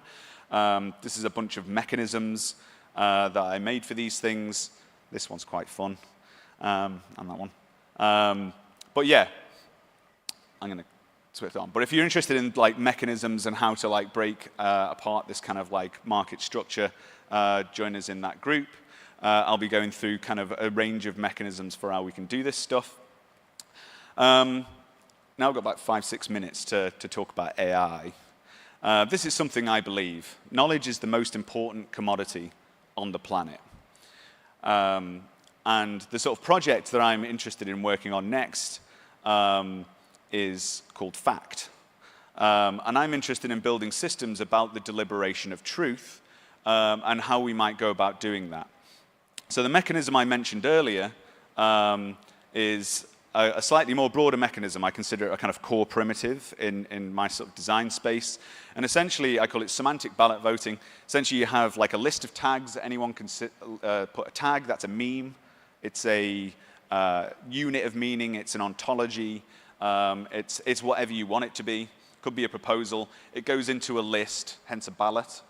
And then you vote on it to sort it by preference. And then essentially that allows you to aggregate the preference of meaning across many participants. But the interesting thing is if you give those people an AI now to now talk about those hashtags, you generate a really complex data set, which is actually a kind of semantic graph and the mind of a DAO. This is like Wikipedia for AIs, right? It's a complete mess. No human could be able to read it, but it's absolutely lovely for LLMs. So now if you just imagine a DAO, like a good one, nice and simple, a community of people, it's token gated, you can only see what's inside if you're in it, it's sovereign, it's decentralized, it's social and consensus driven, it's a community of people, and they're all equipped with tools to govern an AI, many of the tools I was just talking about, and each other, right? So they are basically in a group and they're governing a model together. So not one that Sam's governing, one that that group is governing on a topic. And in this group, those people are basically just chatting, they're curating, they're governing, and all of that is their data. They own it, they control it, and they can monetize it if they want. But essentially what they can do is then leverage an AI system to create something that's a bit like a hybrid of like Reddit and community notes, right? But in that specific topic. So memetically anchored in an ontology. And what they're engaging is a kind of like what I call semantic governance, which is essentially debating meaning. So I think this is potentially a new kind of namespace where we kind of build this kind of like conceptual playground where people can connect it with other bits of meaning and you create a network. So each of like these semantic nodes represents a unit of meaning. And then we can use this. Is this actually a great governance mechanism for DAOs, by the way? Because DAOs typically have this perfect open scope decision making where anyone can make a proposal about absolutely anything, which doesn't happen in organizations. Organizations have a scope and they bound their decision making to particular themes and ontologies, and we don't, right? So what we need to do is like semantically anchor what it is we do and what we don't do. And that will kind of help us with DAOs. I also think this is the approach for unifying expert systems, which is basically like the one like super creative thing an AI system has ever done is move 37 in the game of Go, where AlphaGo beat the world's best Go player. It played in a way that no one has ever done before, and LLMs simply do not do that. So what we need is to kind of unify expert systems through these kind of neurosymbolic approaches. And, you know, I believe in doing DAOs in practice, right? We do lots of stuff, you know. I think there's like DAO governance use cases emerging in like protocol DAOs and DeFi, but it's really time to start taking these to the people. So we've been trying to like onboard people in citizens' assemblies and give them access to a quadratic voting app and getting them to create these data sets. And our goal is to create a agent for those people called London Voice, and it's kind of a digital representative of those people. It's difficult. Like, real-world adoption is hard. My wonderful co-founder, Matt, sent 50,000 invites to the people of London to get them to a citizens' assembly, and we got 12 hits. It's really bloody difficult. Literally flyers through their door with an invite. 50,000. It's hard work, but we need to do it. So really what we end up here is like a tag, a semantic tag, an ontology, London. What does London mean? The people of London decide what London means, and they create a data set. It's a rather sci-fi sounding semantic hypergraph, but essentially what our goal is to create a voice for those people. And I think this kind of ontological engineering is what's going to make alignment legible. So using these kind of tools, you'll be able to find out who is aligned with you, and potentially this is the way that we can do new kinds of public goods funding. So where this goes next is basically you need a governance system for this kind of stuff. There's some of those tags you probably don't want on your network. So this is a kind of swarm of agents.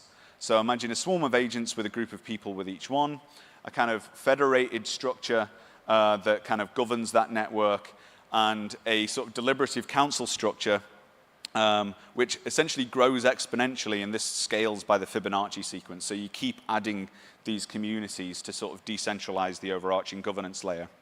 And what this gives us is potentially factually accurate generations, because you can route queries across this network of experts and synthesize queries generated by genuinely independent minds. So what that means is that every concept can have a DAO. There will be thousands of DAOs a day, and every DAO will have an agent. So really what I think we could end up with is a kind of social network of AI-powered DAOs where each of these communities are building their own AI. So what do we need? We need more mechanisms, we need more innovation, we need good token economies, and we need to leverage AI that we control and govern in our own DAOs. And what we need to do is build systems for planetary scale decision making to help us find new spaces to figure out how the world is working. Thank you very much. Thank you so much, Nick. I see that the intersection between AI and Web3 is a really hot topic because we've had so many questions about it. So let's start with the first one. What's the meta layer risk or benefit of an AI model guiding the scope of decision making? That's a very interesting question. There is risks and benefits, you're quite right. So I think the benefits is that we can build, like the models should be designed by the taste and needs of that group. Right? So we're creating a kind of new epistemology for that group, a shared framework of reality, a way of looking at the world, a way of synthesizing information. And that pluralism, that difference in opinion in the way that data is reified to a group of people is incredibly valuable, and in fact is the point. The risks are is those people might be mental, right? And they might do some absolutely crazy stuff that you just wouldn't want perfectly synthesized in an AI. And like the prediction market things, you need the governance aspect on top of it. Moving on to the next question. How do you think we can use AIs in a more collective way such that it protects us from the dangers that centralized AI will likely bring? What could their governance look like? Again, wonderful question, and like this is exactly what I want to be exploring probably for like the next 10 years, right? At the moment, AI is a very sort of like unidirectional, it's a one-to-one relationship. We've yet to even crack open the design space of what it looks like for our group of people to leverage an AI. And how they do that is through governance. It's like, for me, it's the perfect use case for DAOs, right? It's a killer use case for DAOs, and I think that that is the question, precisely the question that we need to explore and crack open. So really what you need is these pluralistic decision mechanisms and lots of like deliberative decision making and building data pipelines and then finding ways for people to own that data and be rewarded by it. The system I'm designing, I want to be able to pay people per the generation as their LLM is used. We need to find ways, instead of just stealing people's data and monetizing humanity without their consent, we need to find ways of people doing that. Yeah, I really like that idea of building the incentive structures in to make sure people are being paid for the work that they are doing. Exactly. Yeah. Exactly. All right. Is there a scaling prerequisite for the AI models to work? Does it work with just 12 people? Are there any self-selection bias issues? Really wonderful question, these, by the way. Actually, you'd be surprised, right? A lot of the feedback I've had with this is people going, oh, you need like billions of tokens for AIs to work. Not the case at all, actually. You can actually get incredibly good outcomes with like 12 people, especially if this is like one of the core things, right? Because what we've got is this incredible like block and deluge of data, uncurated bilge from the internet. That is what these bulk models are, and they're all like filling it up with like, we've got trillions of data points, it's absolutely brilliant, and it's like all garbage, right? And like the reality of it is, if you have highly curated data set that's structured in these kind of like ways that the people have carefully fine-tuned it, you can use things like RAG, which just brings out the data that humans have curated for it. So actually what you get is this like hyper-specialization. I think you can beat GPT on topics. Like I asked, when did Biden resign for that Joe Biden thing? And it said Biden's still the president, right? Like the reality of these things is that what we need is real-time AIs, and that's what you can get. With 12 people, you can curate a topic and say what's happening now, basically. And we have a little bit of time for the final question.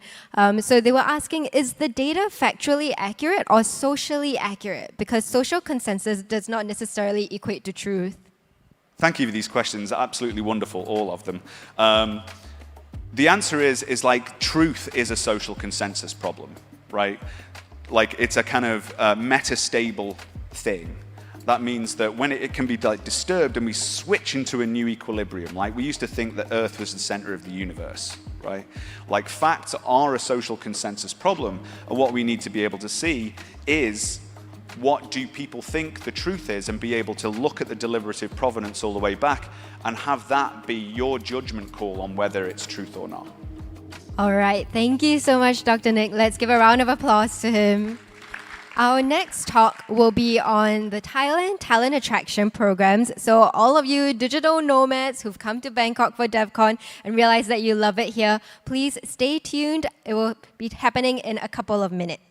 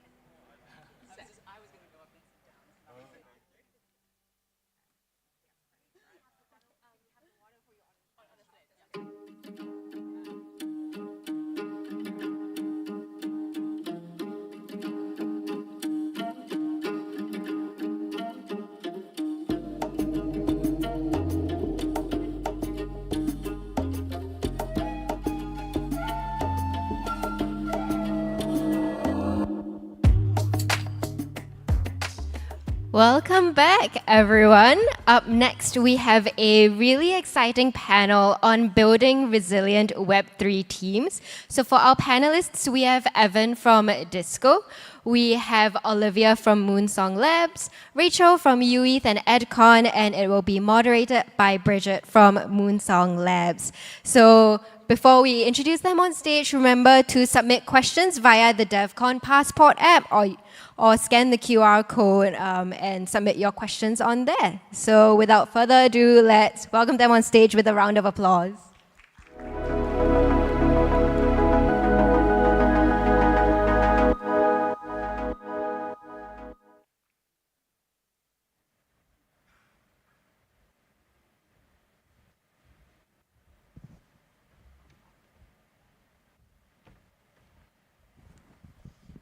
Hello, hello. How is everybody doing today? Last day of DevCon. We are super excited to be here talking to you about building resilient teams, navigating the Web3 ecosystem. And we have three incredible speakers today. Our first panelist, we have Evan McMullen. She's a visionary in the Web3 space with such a robust background in both blockchain and enterprise tech. She's the co-founder of Bravado ID, where they're focusing on transforming identity verification across digital and real-world environments. And she was previously the founder of Disco.xyz. With leadership experience at Berkshire Hathaway and Consensus, Evan has really been at the forefront of advancing decentralized identity and data solutions. And fun fact, Evan and I met while we were students at Yale University, and here we are years later together. And our next guest, we have Rachel. And Rachel's been working in the blockchain space for years. As a founder, best-selling author, and global public speaker, she's really passionate about sharing knowledge and building community. She has been very active with the Base and Coinbase ecosystems, founding On-Chain Media, where she runs a podcast and Twitter Spaces, and she's co-founded incentives with Per Labs with Mr. Miggles on Base team. And additionally, she works with the city of Berkeley to promote blockchain use cases at a municipal level. And our final panelist, Olivia Smith, is the COO of Moonsong Labs, where she directs operational strategy and scales the company's impact in Web3 innovation. She was formerly the VP of strategy at PureStake, where she played a key role in launching Moonbeam. And she also has a background in finance, having spent 4 years in TradFi, prior to blockchain, and she also holds a joint JD MBA from Columbia University. So welcome to these panelists. Why don't we kick it off with, let's start simple. To each of you, in a sentence, what does resilience mean? I think of resilience both in a very sort of literal technical sense, as well as the human sense, the ability to withstand friction, disruption, to maintain integrity, and to maintain process and success despite shifting conditions around you. When I think of resilience, I don't know, I was doing a Twitter space with this MMA fighter who was talking about, getting knocked down repeatedly over and over. And I feel like in our space, we are really fighting this good fight for the greater good. And after getting knocked down time and time again, I think resilience is, the ability to pick yourself back up and realize, okay, we are working towards a greater good, and this is a fight worth fighting. So I think it's just getting up, and if you get knocked down, just get up and keep trying. I feel like that's resilience. I like that image of just keep getting up. For me, it's like, it's obviously persistence, but it's this like mental fortitude. I think when I think of it, it's like as simple as being able to sustain so you can succeed. And so it's something that's consistent, that's always there, that you have to keep cultivating, but is key to success. So looking at these definitions that you all just provided, how do you instill these sort of core values of resilience that you just defined within your teams? So the only thing that is certain about the blockchain industry is that we can guarantee uncertainty. I'm sure that all of you here have experienced various different swings of market cycles, introductions of new political influences, social influences that change the dynamics in which we operate every day, both from our technical resilience and the challenges of new adoption or new capabilities or even errors that we find along the way, as well as the human beings coordinating these systems who need to be able to accommodate themselves. At Privado ID, in our practice, we have an incredibly diverse team. Our teammates, represent nations across the world, as well as backgrounds that are incredibly diverse, from more traditional to pretty degenerate. And it is through that range of experiences and perspectives that I think we find resiliency and strength. The opportunity to invite points of view that might not occur to you. In fact, the invitation to disagree rigorously and respectfully. Raising one's voice because you love your users is never a bad thing on my team. And so I think that through open communication, deep consideration for what success looks like, and a shared understanding that the ground under us will always shift, these principles, this way of being has been working so far. But of course, as I say, with all technologies and all processes, we will work for as long as this serves us, and when we find something else, we will do that instead. Mic drop.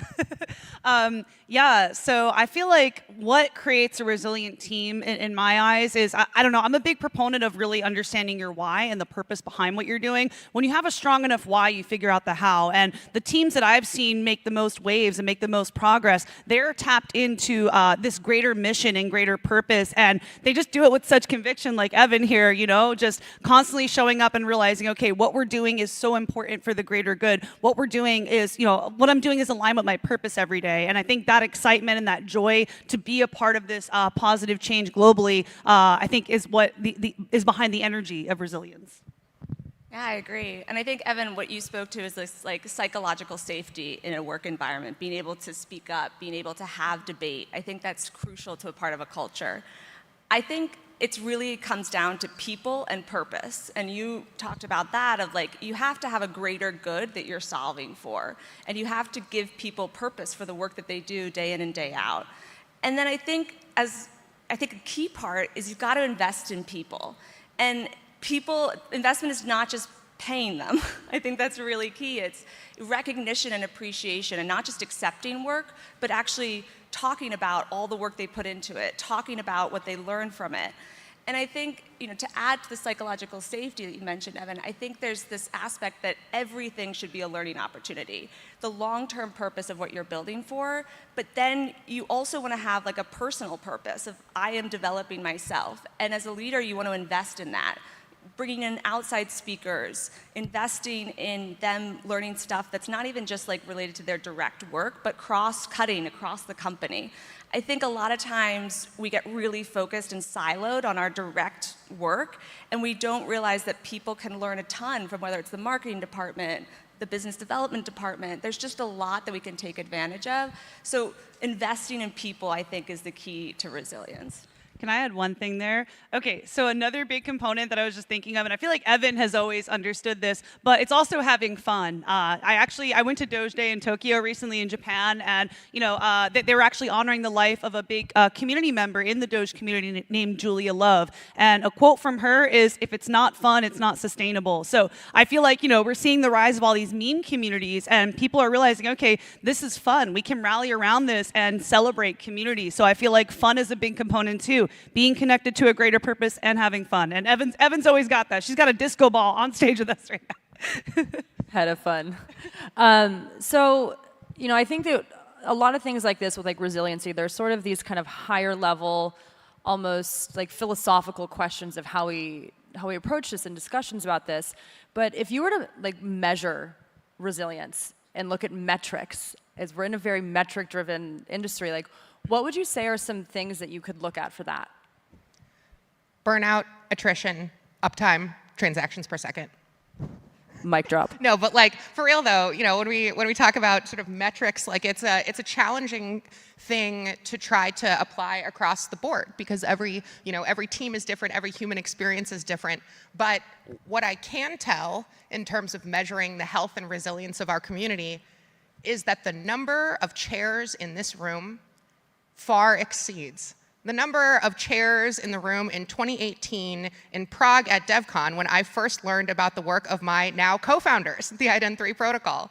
The ecosystem around us has scaled significantly, such that there are a lot of new faces and many that remain. But whether it's through the difficulty of the work that we do, the pressure of the dynamics and constantly changing ecosystem, it's a challenging place for everyone to build resilience, for every team to persist.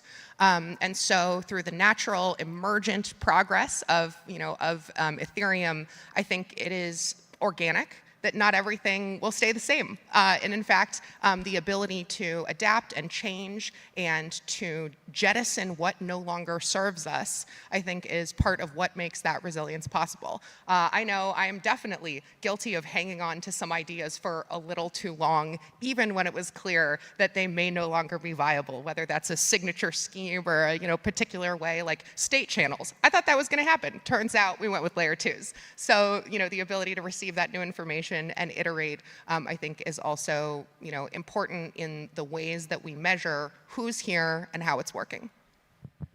So I think team by team, it's going to be, the metrics are going to be individual to what the purpose is. But I think kind of a universal metric that we can look at is how long these teams are lasting, how long the individuals are showing up, how long they're staying in the ring after all of these market cycles going up and down. How long are they showing up? People like Evan, people like these women on stage today have been in this space for years, grinding and not stopping. And to me, that is a key benchmark of resilience. It's continuing to show up over the long term, seeing the bigger picture.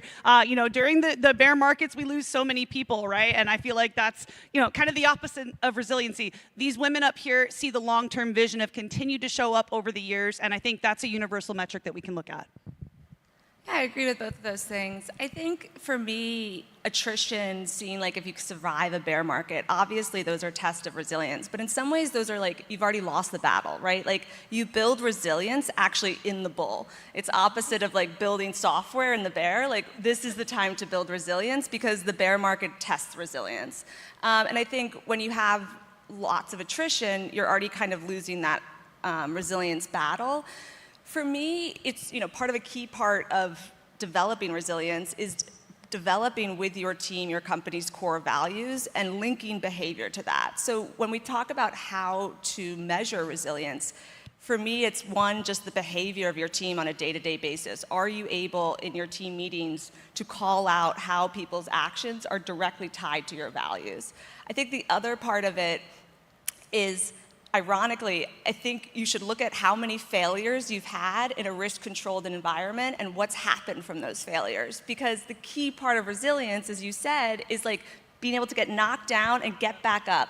And you don't want to have it be that like it's when you have a concussion and you can't get back up, right? Like, you want it to be when it's a risk-controlled environment where someone has been given ownership of something.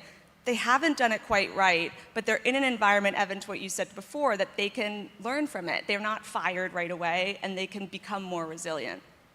One thing that I want to note too, like just in thinking about the process of like how one cultivates resilience, as you were noting in practice, I think the same is true for the ossification hardening of our code and smart contracts, as well as the processes that we have internally on our teams.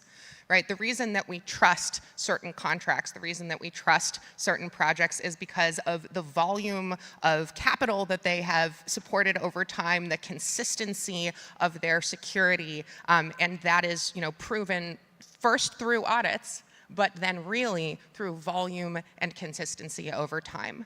And I think the same is true in our internal team practices and even how we work with one another in this composable ecosystem that demands modular teams interface constantly.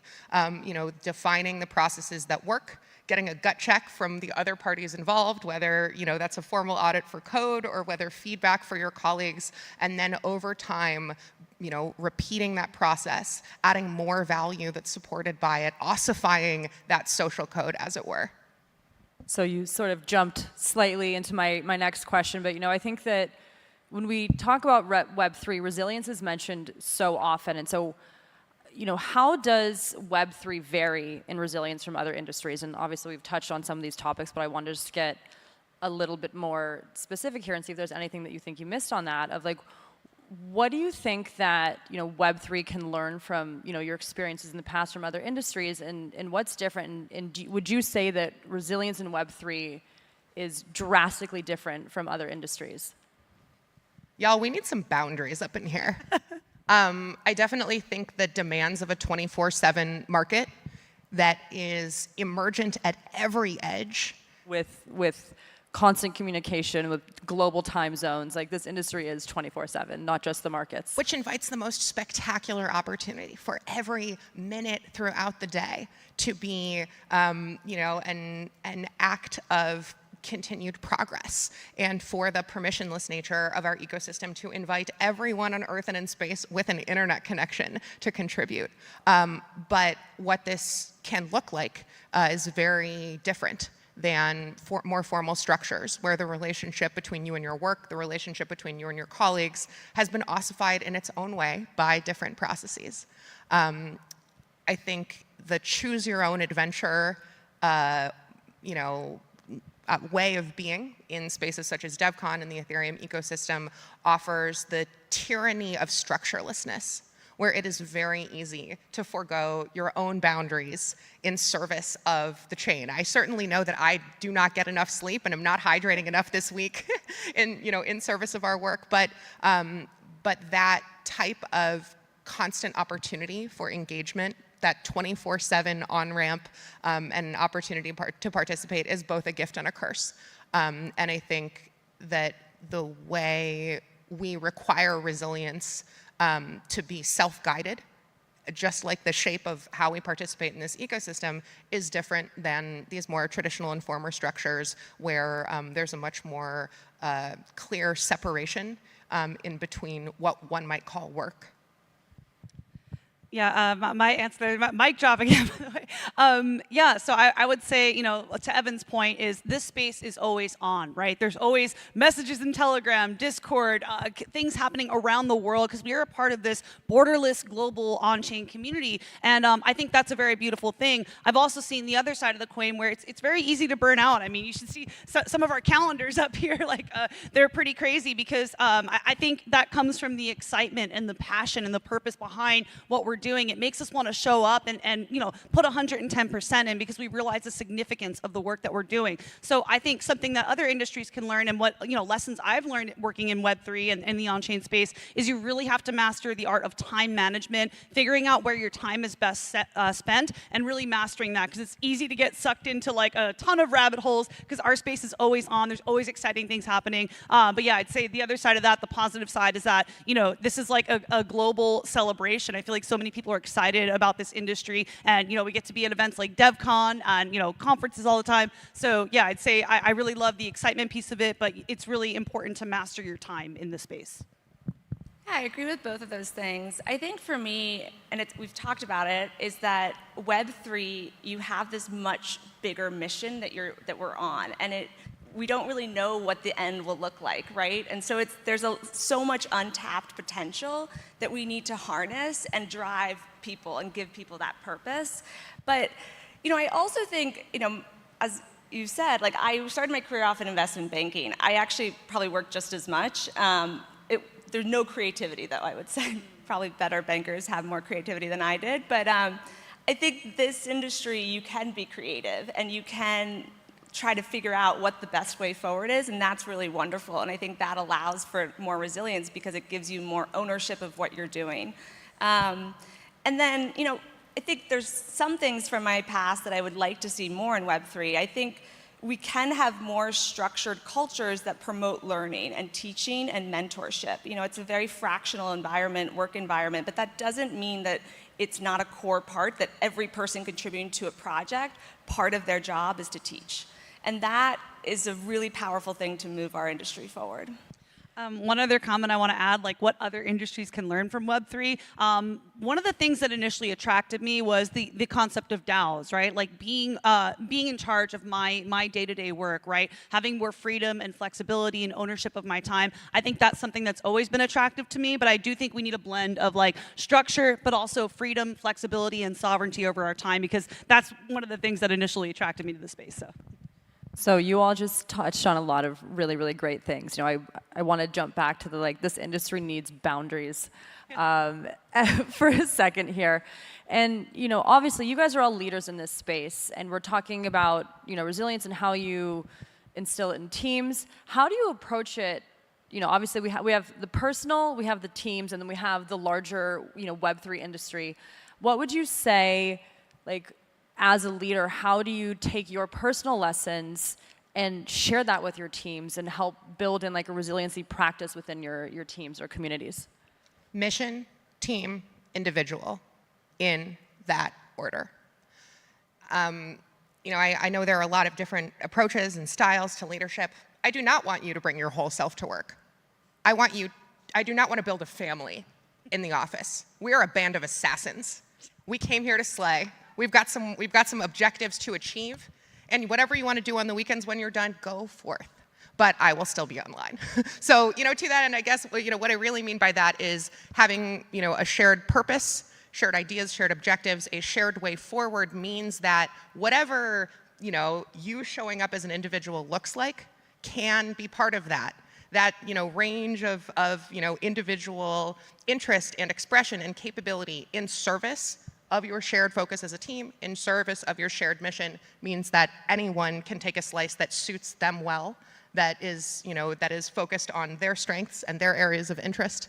And I think prioritizing our work, prioritizing our team, and then thinking about ourselves, as individuals separately from why we come to the table and how we come to the table together, I think that can and should mirror ways that we think about the Ethereum ecosystem as a whole. As Ethereum, we are mission, team, individual, and I hope that, we find opportunities to practice that in our own ways as well. Well, I don't know how to follow. I mean, I feel like she really covered everything there. I will say there is a quote that stuck out to me from someone that I know. If any of you know Jesse Pollock, the creator of Base Chain, one of the first things I heard him say, I joined this on-chain summer kickoff event, and he said, put the team over the individual. Stay optimistic, and remember, put the team over the individual. And that is something that stuck with me, to Evan's point. Putting the mission and the team before the individual is important. And of course, operating in a human-centric way, right? Valuing individuality, but always remembering you are working towards a greater mission and purpose, I think is essential. Yeah, I think you struck on something that I think is really important, which is like always be positive. And I think a lot about, when thinking about resilience as a leader, it's this consistency and this positivity. And that's not to say that you don't talk about the negative things, but I think the hard job of a leader is that you have to frame the negative things with a positive outlook, and to say, okay, this is what we're learning from this. This is where the opportunity is because this happened.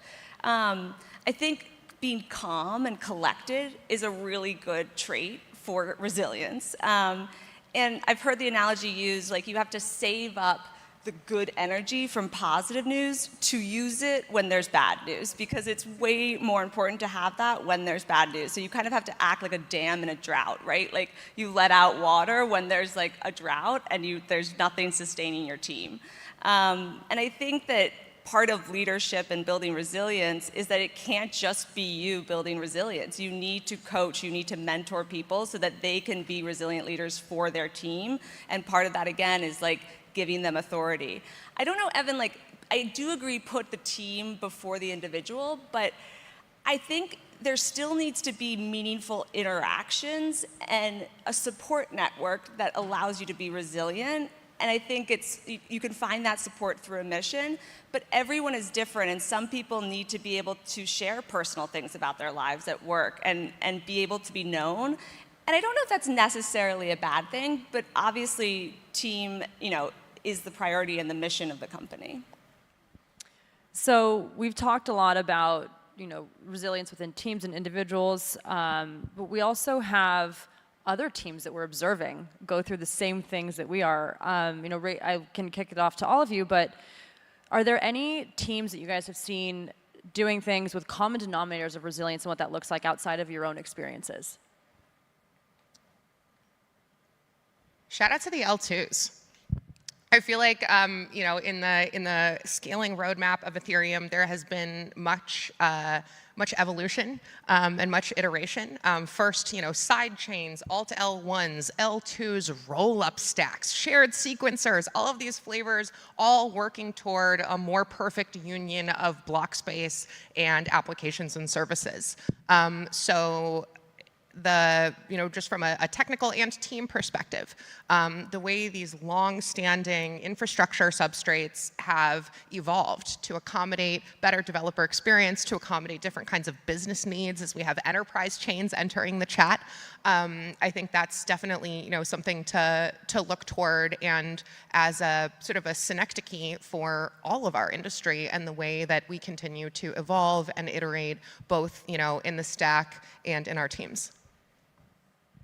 Yeah, well, I have to start out by just shouting out Ethereum for just doing all of this and making it to where we're at. The L2s too have come a long way. Shout out to the Base and Base team for traveling around the world and actually meeting with builders in person. I think that's a really incredible thing. Like Evan was saying, right? Prioritizing the user, right, and the individual that's within your ecosystem. I think they're really doing that. And then there's other projects like I recently went out to Tokyo to connect with the Doge community. The Own the Doge team, the team that owns the Doge IP. I think they're doing really amazing things, and the Doge IP has lasted for so long and kind of kicked off this trend of all the memes that we have known to love today. So shout out to the Doge team who prioritizes fun, continuing to show up and doing only good every day. The Mr. Miggles team, I've seen a lot of teams in the space. They're actually newer, right, that came about during On-Chain Summer, who have just really done amazing things in the short time that they've been in existence. So yeah, shout out to all those teams. Yeah, I would say just generally the entrepreneurs and people working in Web3 whose previous projects didn't work and who didn't leave Web3 but started another one and stayed in the industry. I think like the specific purpose of your company or project may not be lasting, but you believe in something bigger, and I think that's really cool. So there's one specific part of this industry that I really want to call out and chat about during this session is, so a lot of times we have communities in this industry, and they're builders, they're developers. So we have your communities it's a community of developers, and so you have your DevRel teams that are within your ecosystem or teams reaching out to the builders. What do we see within DevRel and like their role within resiliency? So, like in traditional business, you might hear phrases like B2B, business to business, or B2C. And in crypto, we have this sort of interesting phenomena of the B2D, the business to developer, where so many components, tools, pieces of infrastructure rely on the adoption of either independent developers and teams to drive traction of their tools. And so the way that we speak to and engage these folks is a little different. Like, I don't think we're going to see the KPMG team at the Barachain rave. So understanding, what it means to engage your audience in different ways is a little bit of a newly formed ground. I think, culturally, we're still all observing what it is to find that type of footing. And I think the pressure that is put on the front lines of those, repping the code is immense. To translate, highly technical capabilities to a global audience, DevRel is sort of one part sales, one part engineering, one part influencer, and one part therapist.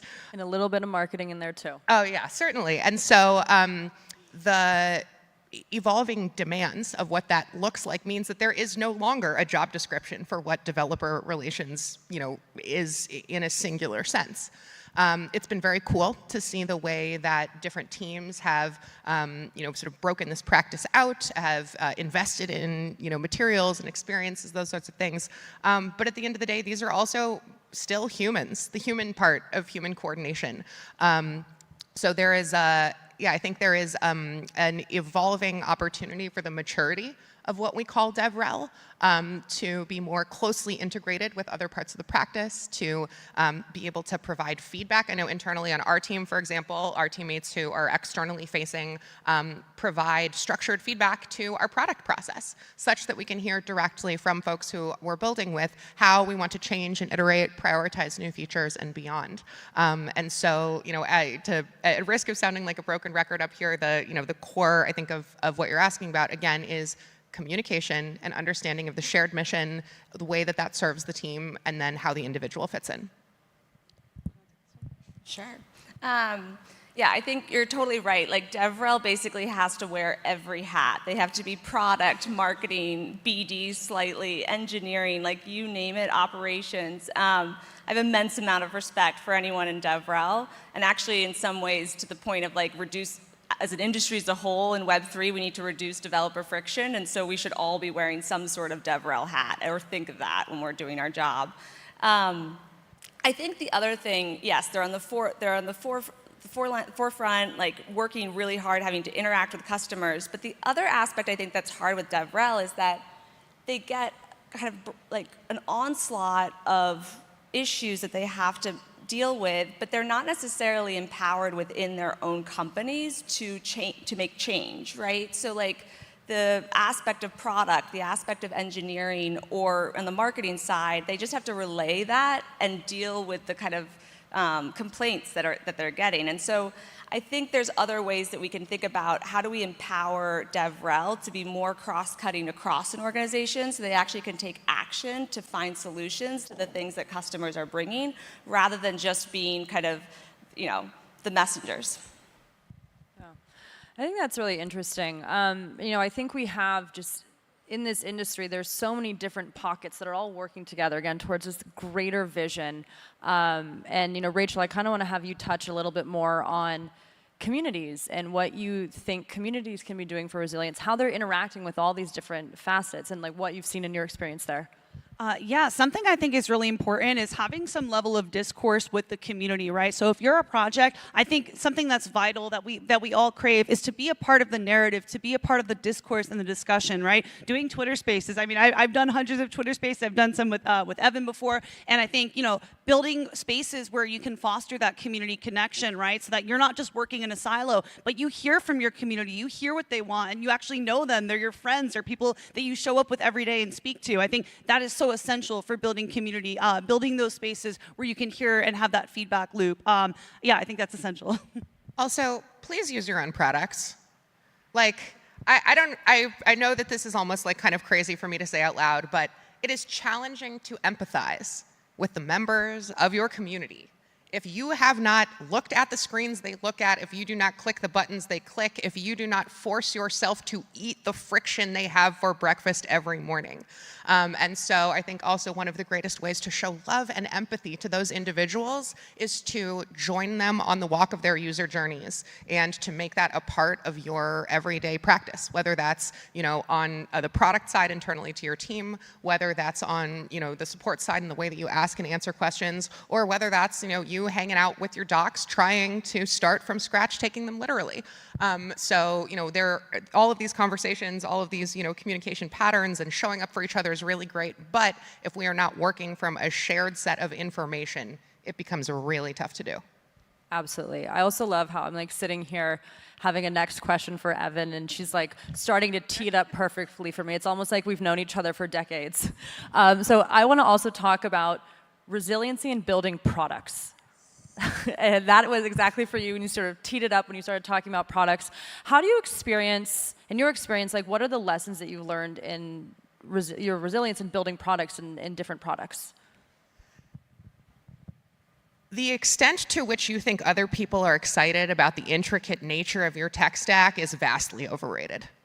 I think especially for those of us who kind of came up in protocols, there is a culture that we live in to celebrate, you know, technical complexity and detail, and, you know, some might even say that that's bordering on nerd sniping.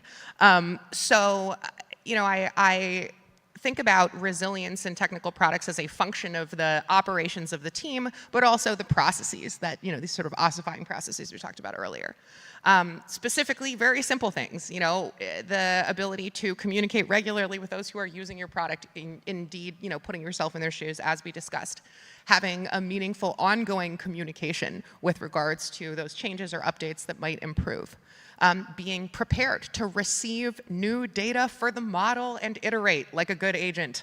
But seriously though, you know, obviously there are a lot of new technologies, new capabilities that are introduced frequently, and so the amount of self-awareness that teams, technical teams in this ecosystem need to have is like off the charts compared to centralized alternatives.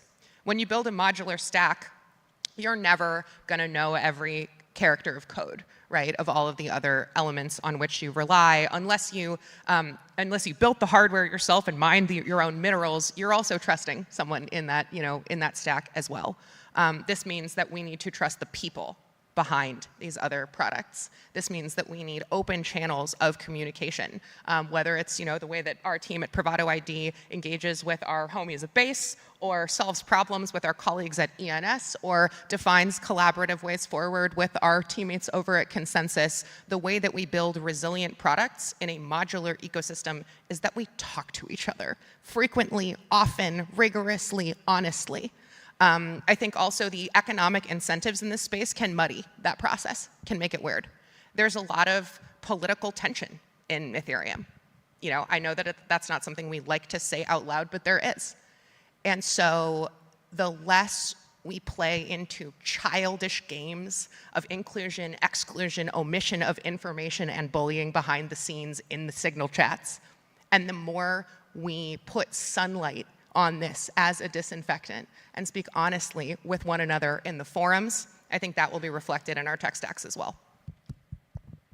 Exactly. Well, I think we're definitely not done with the panel, but that definitely deserved some snaps at least. I think one of the, when I'm looking at these panelists up here and the different backgrounds that you all come from and the sort of areas that you represent in the industry, it's really interesting to have these varying perspectives. And I think the next area that I want to sort of move to and touch upon is obviously this industry is mostly remote. There are some companies that are having, or protocols that have in-person things, but when we have everybody that's remote, one, we come together for conferences like we have here. I think it's over like 12,000 attendees and over 950 side events in addition to the main conference. There is this need for human interaction, and I think that those moments also give us resiliency as an ecosystem together. But in all of your experiences from the the different sides of the industry that you come from, how do you foster, resiliency within your teams, specifically around this remote work or being isolated or only getting to see people, a couple times a year running around in the chaos of conferences?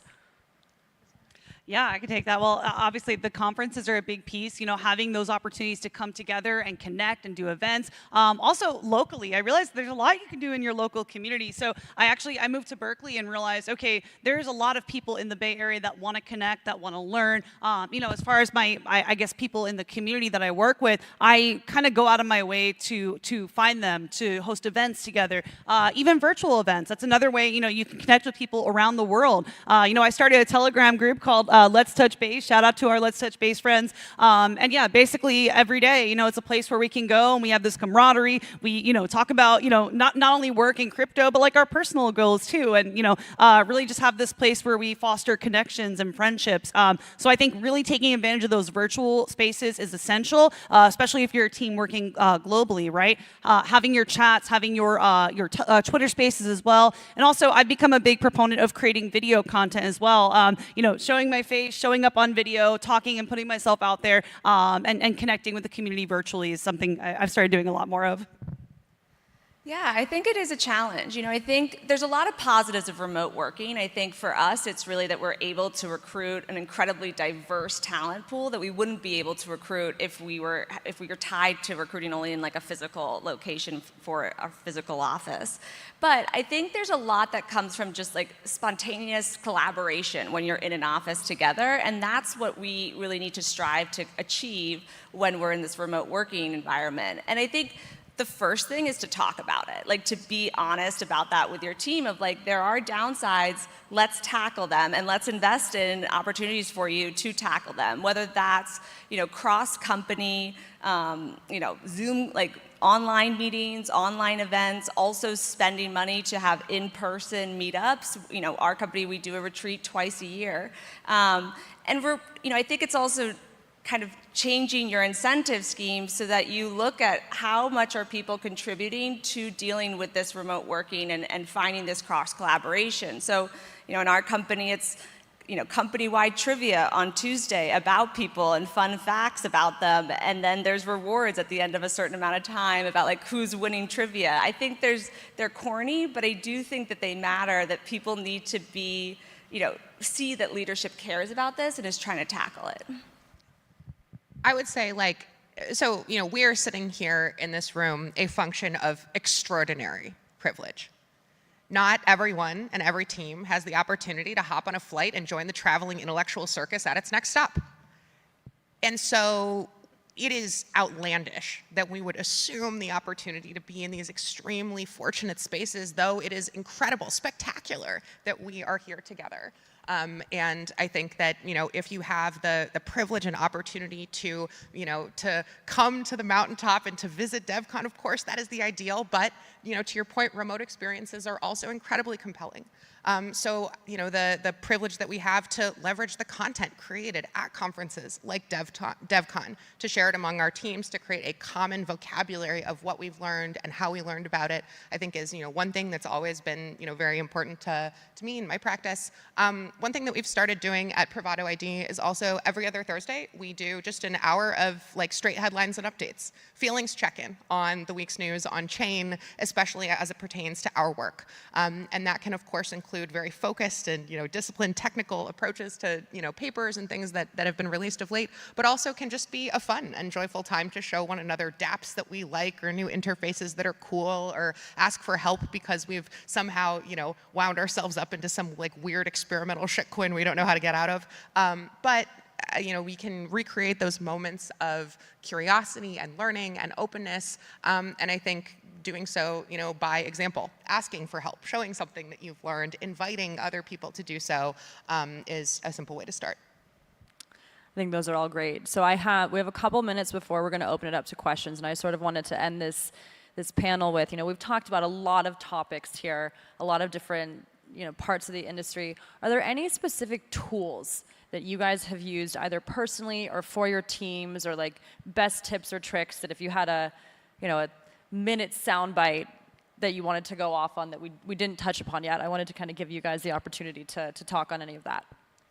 So I was thinking about it last night when I was at a dinner, probably 50 people. I was looking around the room, all men, of course, and thinking about what it means to welcome people who don't look like you into a space where they are not representing the majority. What does it mean to invite resiliency when the diversity of the folks at the table is pretty imbalanced? Now, I feel incredibly fortunate in that I was first introduced to Bitcoin 2010, 2011 by a young woman, so I never got the memo this wasn't for me. Just girl stuff, crypto, as you can see here up on stage. So we feel confident in this way forward, but a really cool tool that I want to give a shout out to is called SheFi. It's a curriculum created by my close friend, former colleague Maggie Love, that is used to introduce fundamental concepts of DeFi and crypto to all audiences.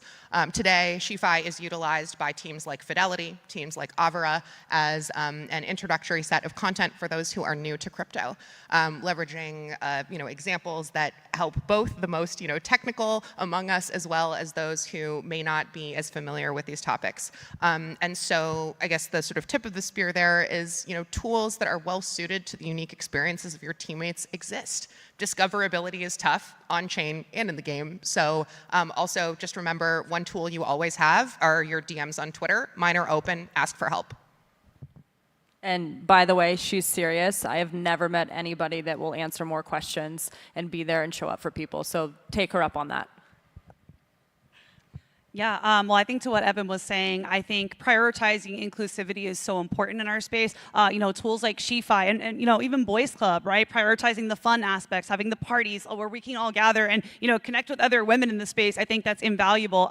And for me, founding On-Chain Media, doing On-Chain Media Collective, what I've really prioritized is looking for places where I can actually mint my stuff on-chain. So I'm a big proponent of Zora, of Dracula, if anyone's familiar, and I think that's a really good feeling to not just put my creations out there only solely on YouTube or Twitter, X, but actually having that on-chain element, right? So, we're perpetuating the ethos of bringing the world on-chain. So for me, that feels really good. And yeah, we cannot underestimate the importance of education in the space too. The education-focused projects are essential. I think SheFi has just knocked it out of the park with their whole curriculum. So yeah, education-focused projects, creating on-chain media for me has been something I really love, and building more inclusive spaces. Also, Rach, are you minting with Pods? Pods.media? No, but I want to connect with them. Fantastic. Lucas, shout out. We love you and your We pods. love you, Lucas. I would add what's been most helpful for me is having a great co-founder who's kind of the opposite of me and thinks about things in a different way and complements me, and we have very different skill sets. So I think surrounding yourself with people that complement you, I think, is really important, because you can't do it alone, and you need a team around you that helps you in your weaknesses and bolsters you in your strengths. Really quick, rigor is a love language. Do not surround yourself all day with people who only gas you up and tell you how great you are. If someone cares deeply enough about your work to offer a disagreement, a critique, or piece of feedback, that is a gift. You say thank you. Yes, and I think I can't quite see the clock here, but I think 20 seconds. Great. So I think we just finished off on the official time for the panel, and we're going to open it up to some questions now. I think some of these have been a little bit touched on, but this is one. So the first question, which I think you all can see up there, is, we touched on how do you build community in a remote team, which I know, Olivia, you touched on that. But we didn't really touch on time zones and differences with time zones. So if you guys have any additional answers on, building community with time zones and remote stuff that you would like to add, so let's open it up to that for the first question. So the team that we have the good fortune of working with represents a global array of individuals, and therefore a broad range of time zones. As with all composable stacks, you have to choose the attributes that you prefer, and you need to accommodate for the challenges that they may introduce. There are trade-offs in all things, as in our team composition, and that means if you want to have global voices at the table, you're going to have to get on Zoom at 2 o'clock in the morning. And you are going to have to accommodate just as much as your colleagues will have to accommodate you. I think the sort of waypoint here that's really important to remember are what are those moments of human connection, even if they're happening at moments that are inconvenient to your calendar. Those things can occur async. Those things can occur in moments of sharing and learning, and so devoting time and energy to them is the only way. There's no perfect answer, but practice makes progress. Yeah, and something I mentioned earlier too is time management. So time management and mastering your calendar are like essential skill sets in this space, especially if you're working with a global team. Making sure you're scheduling, communicating with your team, and mastering time management is absolutely like a needed thing if you're working on a global team. I think you can work with a global team, but some time zones just don't work. I think sustainably, I couldn't get on a Zoom every day at 2:30 in the morning. I think you have to be realistic. I think there's a certain amount of hours. It's individual. You have to decide what's right for you.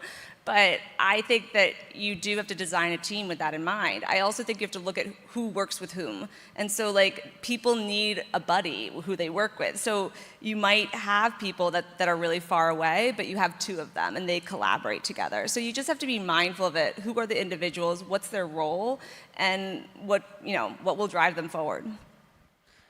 All right, next question. What's the best way to encourage your team to stay current and educated on the state of the art? All right, show of hands. How many of you have listened to a crypto podcast in the last month? Last year? All right, so it seems like we've got pretty good consensus there. I personally am a huge fan of the chopping block, if I were to pick one. But there are so many well-curated publications that keep us up on the tee. If you're going to subscribe to a newsletter, I think Milk Road is a really outstanding one. And if you want some savage memes and excellent crypto content, definitely smash subscribe to the Boys Club newsletter. Yes. Something I would also say is, depending on what your purpose and your mission is, I'd say look for people that are doing the things that you want to do, people that could be kind of like leaders or examples of accomplishing the things you want to do. Follow them. I don't know. I think Twitter is for me a place where I follow Warpcast as well, where I follow individuals that are just doing things that I want to aspire to do. I think that's a powerful tool. YouTube is a powerful tool. Podcasts. I think just immersing yourself in your specific niche, if you have one, and following those individuals that are talking about it, and listening to the experts. But also be careful, if all they're doing is talking that talk, are they an influencer being paid by a protocol to do it? So do your own research. Remember, the builders have different incentives than those that are distributing content on Twitter. So as a leader, how to encourage people to do it? You have to do it yourself or have someone on the leadership team doing it. And I think they have to talk about that they're doing it. So one, in team meetings, talk about podcasts that you've listened to and why you found them really interesting. Second, if you don't have that space, make the space. So put a meeting on a calendar that's optional, that the whole team can come and join that meeting invite and talk about interesting things they've learned that week. And I'm going to add on that because I'm at the same company as Olivia at Moonsong Labs. We have a weekly devs news and sharing for learnings and news, and anybody's able to attend. So it's like a non-developer, I will go sometimes too. And so if you have multiple people who are looking at, maybe I'm looking at more marketing, other people are looking at more technical stuff, other people are looking at regulation, you can kind of work together to find the areas of interest that people are researching. So I was sorry to add to that, guys. Hold on, my questions just went down. All right, love Olivia's comment about learning from failures.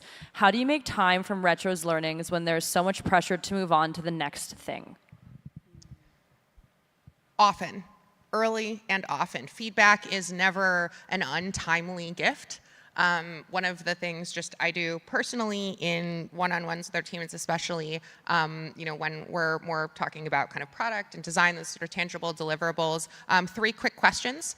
What's going well? What's not going well? How can I help? And having that conversation on a regular basis, I think, helps to uncover some of these challenges or points of friction. Additionally, retros are really wonderful. Obviously, everyone has different ceremonies and processes. Our version of Agile is going to look different than Base's version of Agile. But holding time for formal structures where people are welcome to share what is not going well or did not go well as an opportunity to do better, not a punitive measure, sounds really obvious. Sometimes challenging in practice, especially when we're stressed or especially when we expected things to go a certain way and didn't. And so the thing to remember always, I know this may not be new to you guys, but it is never you against your teammate. It is always you and your teammate against the problem.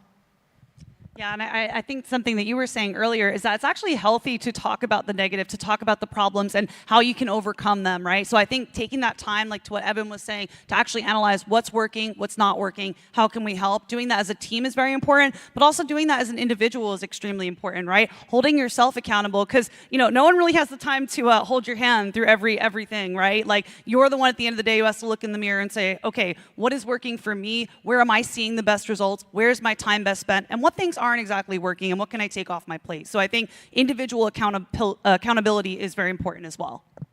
Yeah, I feel like I'm gonna be like Nike here. Like, you just have to do it. Like, you just have to find the time. I think that a lot of times in blockchain, crises are very time sensitive. So obviously, not in the middle of a security issue do you say where did we fail here? But I think that 2 weeks down, you have to go back and look at this. What practices, what needs to change to make sure this didn't happen? All right. So in the spirit of putting mission/team first, what do you do when the needs of the team evolves, but team members' work isn't evolving to meet the shifting needs? Yeah, I can jump in on that one. Obviously, every situation is different. I think a key thing is communication. So if the team member is known that their work needs to evolve, it's not meeting expectations. You need to have those conversations even when they're difficult. But I also would say that if your team is only as strong as the weakest person. So if someone isn't stepping up, if someone isn't performing at the level of excellence that you need, that is a detriment to your team, and you do need to move quickly to fix that. Yeah, teams are commitments that we make to each other. The second those commitments are not in a position where they can be honored in the same way, it warrants a conversation. And that goes both ways, whether for individuals and also, the leaders who support them. All right, I think we're going to try to get through both of these, but we're definitely going to hit this first one. What personality traits do you look at when recruiting new talent that gives you hints about resilience? I'll comment there real quick. I would say passion and excitement. When I see that light and that spark in someone, like they are so lit up about what they're doing, I'm like, okay, they have that energy, they have that level of passion and dedication to really show up and be hungry. I look for hunger in people, people that want to show up and do the work and are excited about it, because I think, they'll have that energy and that momentum to get back up if we get knocked down. So I think passion, spark, and energy is what I look for. Yeah, I love that. They also need to be able to talk about their failures. If you ask them what their weaknesses are or what they've learned from failures and they kind of go quiet, it's not a good sign. I definitely think that folks need to be able to do what they think makes sense. So, and individual sense of autonomy and comfort there. I also think that I'm big on the yes and people. If we have a conversation, we identify a task to be done. I do not want to just execute on the task. I want us to explore the idea. So the execution of the task is the start, not the end of how we act on it. And I can't see the clock, but I think we're very close to time. 28. 28 seconds. All right, I'm going to take the last 28 seconds we have to say thank you so much to everybody for being here, for your great questions. To our amazing panelists, please, we're going to stick around afterwards. If you have questions, you want to talk to us, we're here. Again, follow everybody on Twitter. Look at what they're doing. DM them. They will answer you. You have @ProvenAuthority, @RachelOnChain, and @Livs_Smith. And thank you again. You guys have been a really, really great audience. These questions were really insightful. And happy last day of DevCon, everyone. Woo. All right, thank you, guys. everybody.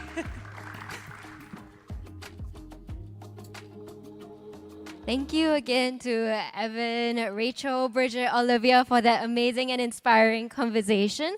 Our next session will begin in a couple of minutes, and this is one that you'll want to stay tuned to because it's going to be covering the legal considerations that developers would need to think about when they are developing or working with open source projects. So stay tuned, everyone.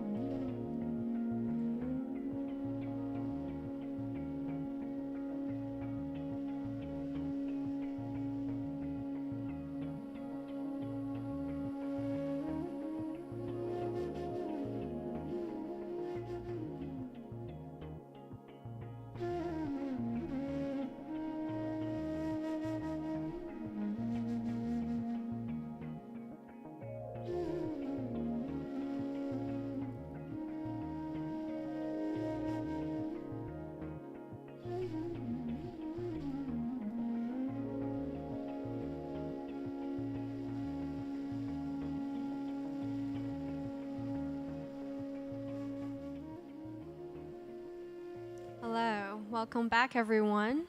Next, we have a very interesting talk from Eva Wan on navigating developer liability in open source code. Let's give a round of applause to Eva.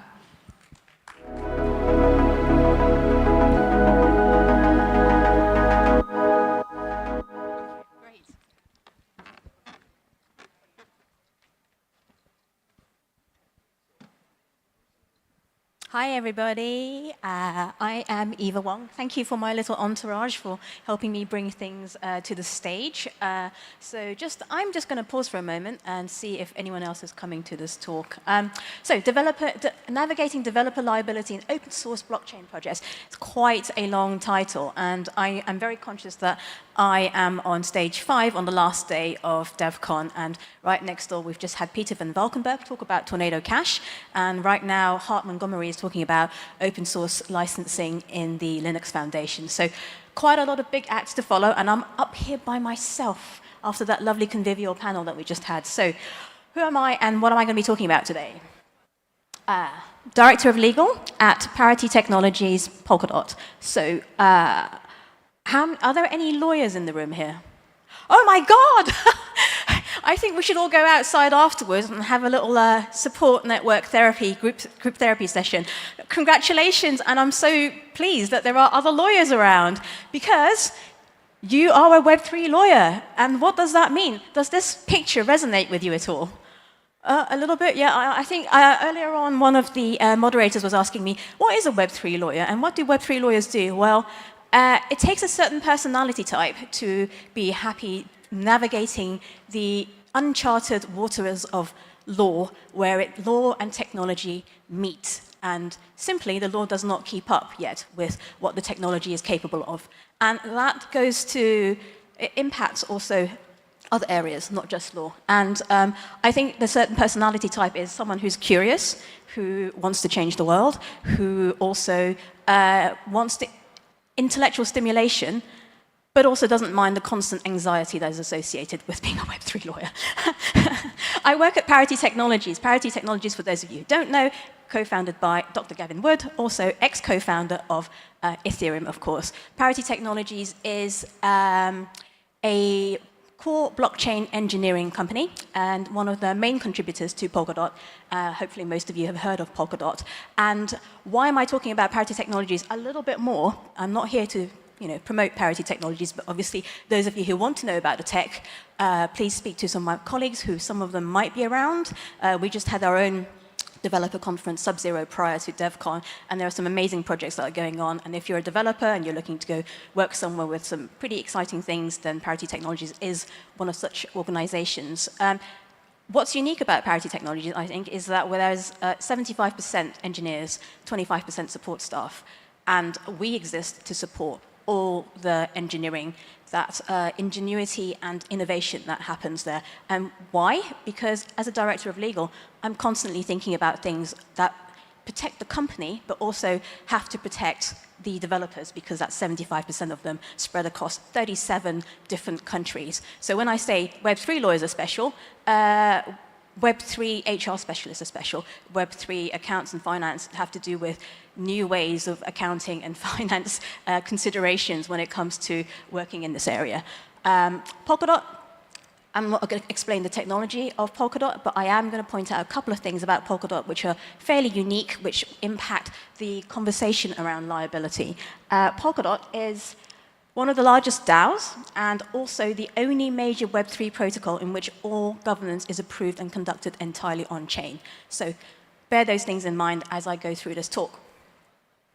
Caveats and disclaimers. I'm a lawyer. The lawyers in the room will know. I am here to talk about law, but none of this is legal advice. And that is a corgi, not a Shiba Inu. There's also jurisdictional considerations. I can tell by my accent, I'm actually Dutch, Hong Kong, Chinese, but I live in the UK.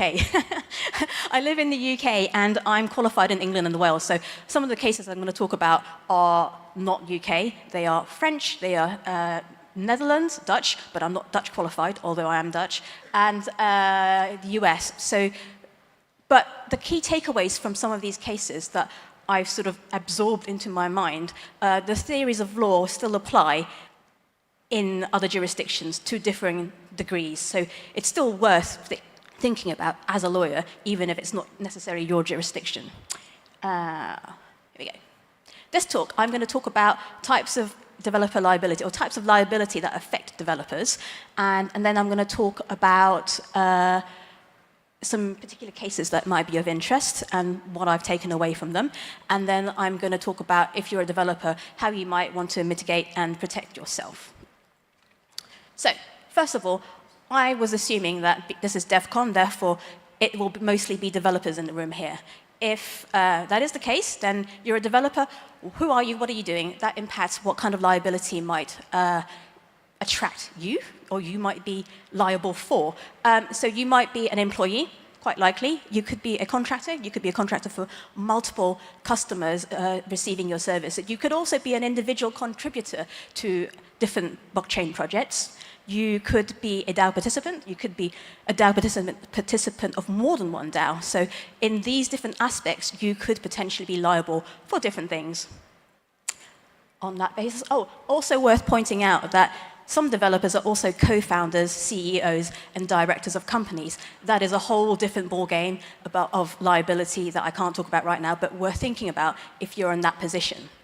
So, types of risk and liability. So for those of you who are lawyers, this will be familiar territory. For those of you who aren't, this is the only bit where I'm going to attempt to explain some legal stuff using cartoons.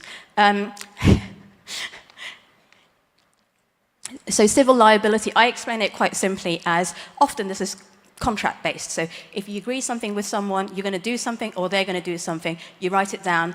If one of you is in breach, you sue the other person. That's contract law. Sorry, lawyers. Very, very simple terms here.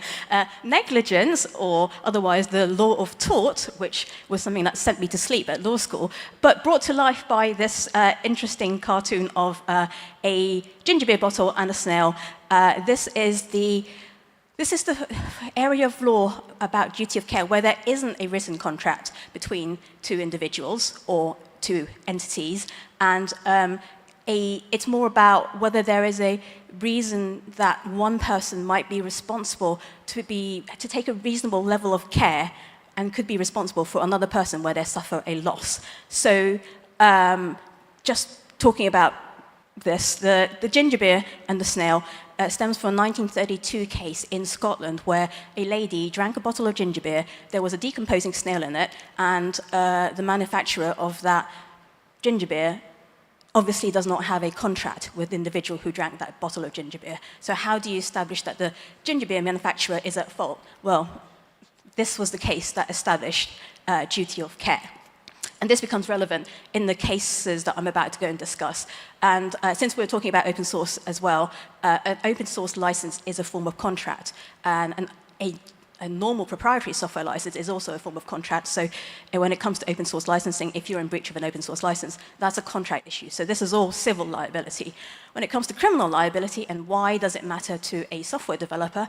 Well, obviously, if you create code that intentionally goes about to break the law, i.e. you're going to go hack a government system or you go and steal some funds, then that's obviously criminal liability. However, in the context of some of the cases that we're thinking about and what might be less obvious and more of the murky waters and unintentional consequences of laws being used against people who don't necessarily expect them to be liable for certain things, it's where you might be developing a technology neutral, a neutral platform that you don't necessarily know how people are going to use it. This is particularly the case in blockchain because of immutable self-executing smart contracts. Case studies. Most of you will probably recognize some of these people, and there was a keynote speech by Peter van Valkenburg next door just about an hour ago, I think, on Tornado Cash specifically about privacy. I caught a little bit of it. If you haven't seen it, I'm definitely going to go watch it again. I think he did it in poetry form with cartoons. It sounded amazing. I'm definitely going to watch it. I see some nodding there. And I was given a leaflet by one of our ex-Rockstar parity developers, engineers, about Tornado Cash. Anyway, so Tornado Cash, Netherlands case, Alexei Pertsev, US case, Roman Storm. These are ongoing cases, so very much subject to change and very much, I'm not going to talk about the merits of the case, but I am going to talk a little bit about the impact of some of these cases and why there are some key takeaways for those of us who might be developers or work in a company that is 75% core blockchain engineers. So Alexei Pertsev, earlier this year, well, he was arrested, shock, horror, many headlines, many reasons to be very concerned about this, but the outcome was he was convicted earlier this year for 64 months for his participation in Tornado Cash. Tornado Cash is a privacy mixer, which in itself, privacy is a basic human right. However, some of the activities that happened, a percentage of the activities that happened on Tornado Cash were not quite so innocent. So, Alexei Pertsev, what is the key takeaway here? So the Dutch court said, because he was aware of the misuse of Tornado Cash by criminals, continued to maintain and develop the system without implementing adequate measures to prevent its exploitation for illegal purposes. Contrary to claims of Tornado Cash's decentralized nature, Pertsev and his team exercise effective control over the platform. So the key words there are effective control over the platform, particularly through its web interface. The control implied a responsibility to prevent its use for unlawful activities, a responsibility that was neglected. So this ruling is very precedent-setting. It's in the Netherlands, but it means that open source developers could be held accountable if their creations are deliberately designed or knowingly maintained in a manner that facilitates criminal conduct. That's Alexei Pertsev. The case is now going on appeal. There are funds for people who want to contribute to his legal defense. And Roman Storm, he was arrested a few months afterwards, and the case is going to trial in January next year. That's in the US, and the indictments are actually not so specific to code development, more about conspiracy to commit money laundering, conspiracy to operate a unlicensed money transmitting business, conspiracy to commit sanctions violations. But the indictment does talk about the creation of Tornado Cash as well as the operation and promotion. So the trial is, the discussions in that trial will be instructive for developers of decentralized platforms going forward. Tulip trading. Tulip trading, some of you might recognize this man as Dr. Craig Wright, who is the only person to be proven not to be Satoshi, because he decided to take a whole bunch. I mean, this is a copyright case. I don't want to go too much into the copyright case, but you can read up on it. Copyright case, very interesting. He is not Satoshi. But Tulip Trading is a company that he owns, and what the company did, is that they alleged to have claimed, they claimed to have lost access to billions of dollars in Bitcoin due to a hack. And they argued that 16 Bitcoin core developers had a duty to provide, as this goes back to the snail and the beer bottle, they said that there was a duty to provide access and recover the stolen funds by implementing a software patch because these devs had control over the Bitcoin network. The High Court said, nope, there's no duty of care because of the decentralized nature of blockchain, and there isn't a sufficient relationship that exists that would create these kind of obligations. So, phew, sigh of relief there. However, the Court of Appeal, so you know how I said Alexei Pertsev is taking his case to appeal? In law, in most countries, the first decision means that you can go and get a second opinion on it, effectively. You can go and appeal it by by providing more evidence or providing different arguments. So the Court of Appeal in this case, in Tulip Trading, where the developers were like, yay, we don't have responsibility. Tulip Trading had money and said, okay, I'm going to take this to appeal. We're going to take this to appeal. And the Court of Appeal allowed the possibility that a duty of care might apply, and they sent the case back to the first court because they said that if the developers can alter the protocol, have the authority to implement changes, access user assets on a blockchain, or have significant influence over the network functionality, they might bear responsibilities to others. So they might have a duty of care. And this could possibly establish a new form of duty of care in decentralized contexts. And that could include doing what Tulip Trading were asking these developers to do. So the takeaway here, the court didn't actually find that a fiduciary duty of care exists, but it left the door open to say that it might exist. And because Craig Wright lost his copyright case, or the identity case, this case has now been dropped, discontinued, I mean. Tulip trading has been discontinued, so we won't actually know. Originally, we were all on tenterhooks on the edge of our seats waiting for tulip trading to go to court to see what the outcome was going to be, but right now, we don't know. But the takeaway is that it's inconclusive, but it's possible that developers might owe a duty of care to protect user interests if there's an element of control and influence. That's the UK. So we've gone Netherlands, US, UK, negligence, criminal, and now we go to UkiDAO. 5 minutes time. Okay, UkiDAO. There's a lot of legal cases here, so I'm sorry if I'm speeding through. I'm conscious of time, but there's a lot to cover. UkiDAO is interesting because that's a chatbot, and some of you might know that the UkiDAO individuals, the token holders, the members of the UkiDAO, were served court documents through a chat box. Pretty novel, pretty novel. So yeah, law enforcement finds novel ways of enforcing what they need to enforce when they want to. UkiDAO is relevant. So this is a regulatory matter. This is the CFTC, that's the Commodities, Futures and Trading Commission. They regulate commodities trading, and they felt that UkiDAO was offering commodities trading without proper registration. And the precedent that was set here is that the court held that UkiDAO, a DAO, is a person and could be liable for compliance with these regulations, and not just to be held, but was actually violating the law. And prior to this, it was believed that DAOs and DeFi platforms were protected from regulatory scrutiny because they are so decentralized. This was a pivotal case in the US. Again, it's not necessarily the case in other jurisdictions, but it is the case here that a DAO won't protect you in the US, and an individual token holder could also be liable for the actions of a DAO. There are some nuances here, and I think the lawyers might find this interesting because this was a default judgment case. No one argued against what the regulator was alleging. So that's because it's a DAO and no one stood up. And that might be intentional because maybe nobody wanted to stand up. It was also the case that we believe the founders allegedly formed UkiDAO in order to pass everything over to UkiDAO to avoid liability. So this very much circumstantial and very lawyer-like. I'm saying it depends, and it was in the US. But some key takeaways there, I think, to be had. Then at the end there, we've got the Telegram case, or rather the Pavel Durov case. This year, August. August, CEO of a major communications platform gets arrested in Paris. Like Alexei Pertsev, it was like, WTF, what's going on here? Is Elon Musk going to get arrested if he goes to France? So again, you need to look at the nitty-gritty of what actually was being alleged and the reasons why he was arrested. So he was arrested, and then there were 6 charges brought against him.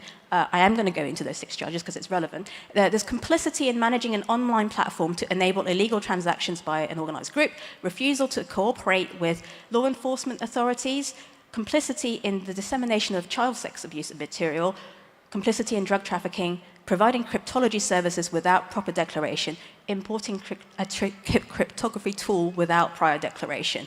Those last 2 particularly got quite a lot of us quite concerned because it's cryptography.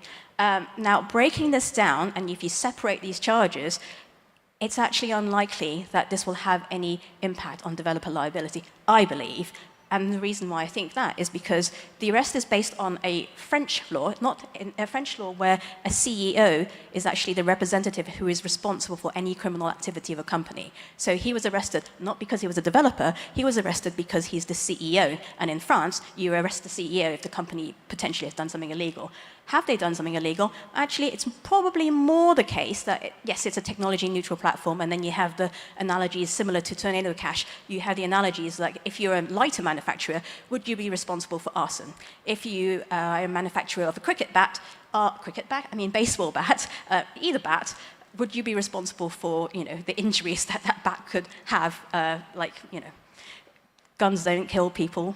Rappers do, apparently. So the Telegram case brought about loads of discussions about this kind of thing. And it's interesting because Telegram wasn't intentionally developed to allow money laundering or drug trafficking, but It's now a criminal-ready platform, and criminality occurs on it, and Telegram wasn't doing an awful lot to support law enforcement authorities.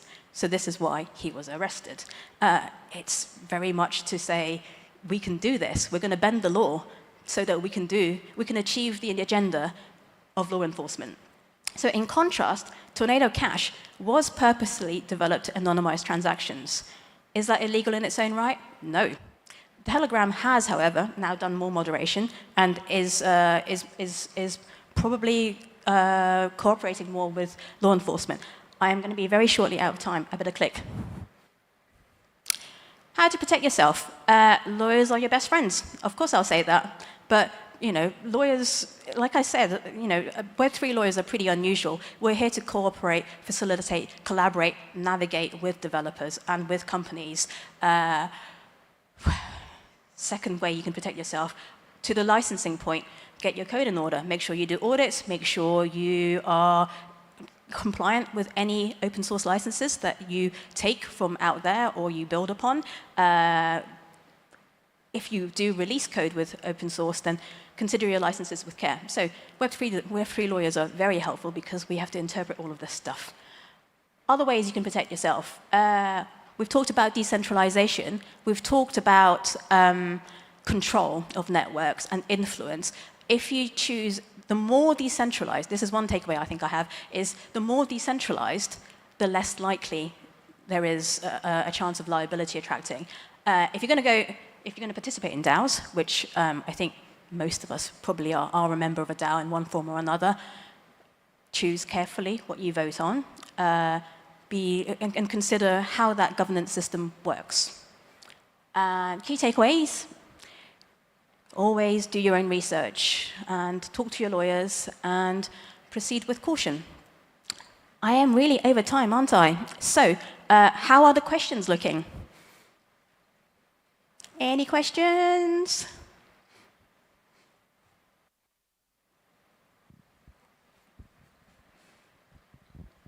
All right. So we do have one question over here. Eva, do you want to take this one? A simple answer is no, but I am getting educated. Can I get a picture of this so that I can go and look into this? This is very interesting. Whoever asked the question, would they like to speak so that you can share your knowledge with all of us? Yes, please. Is that possible? Can we share the mic?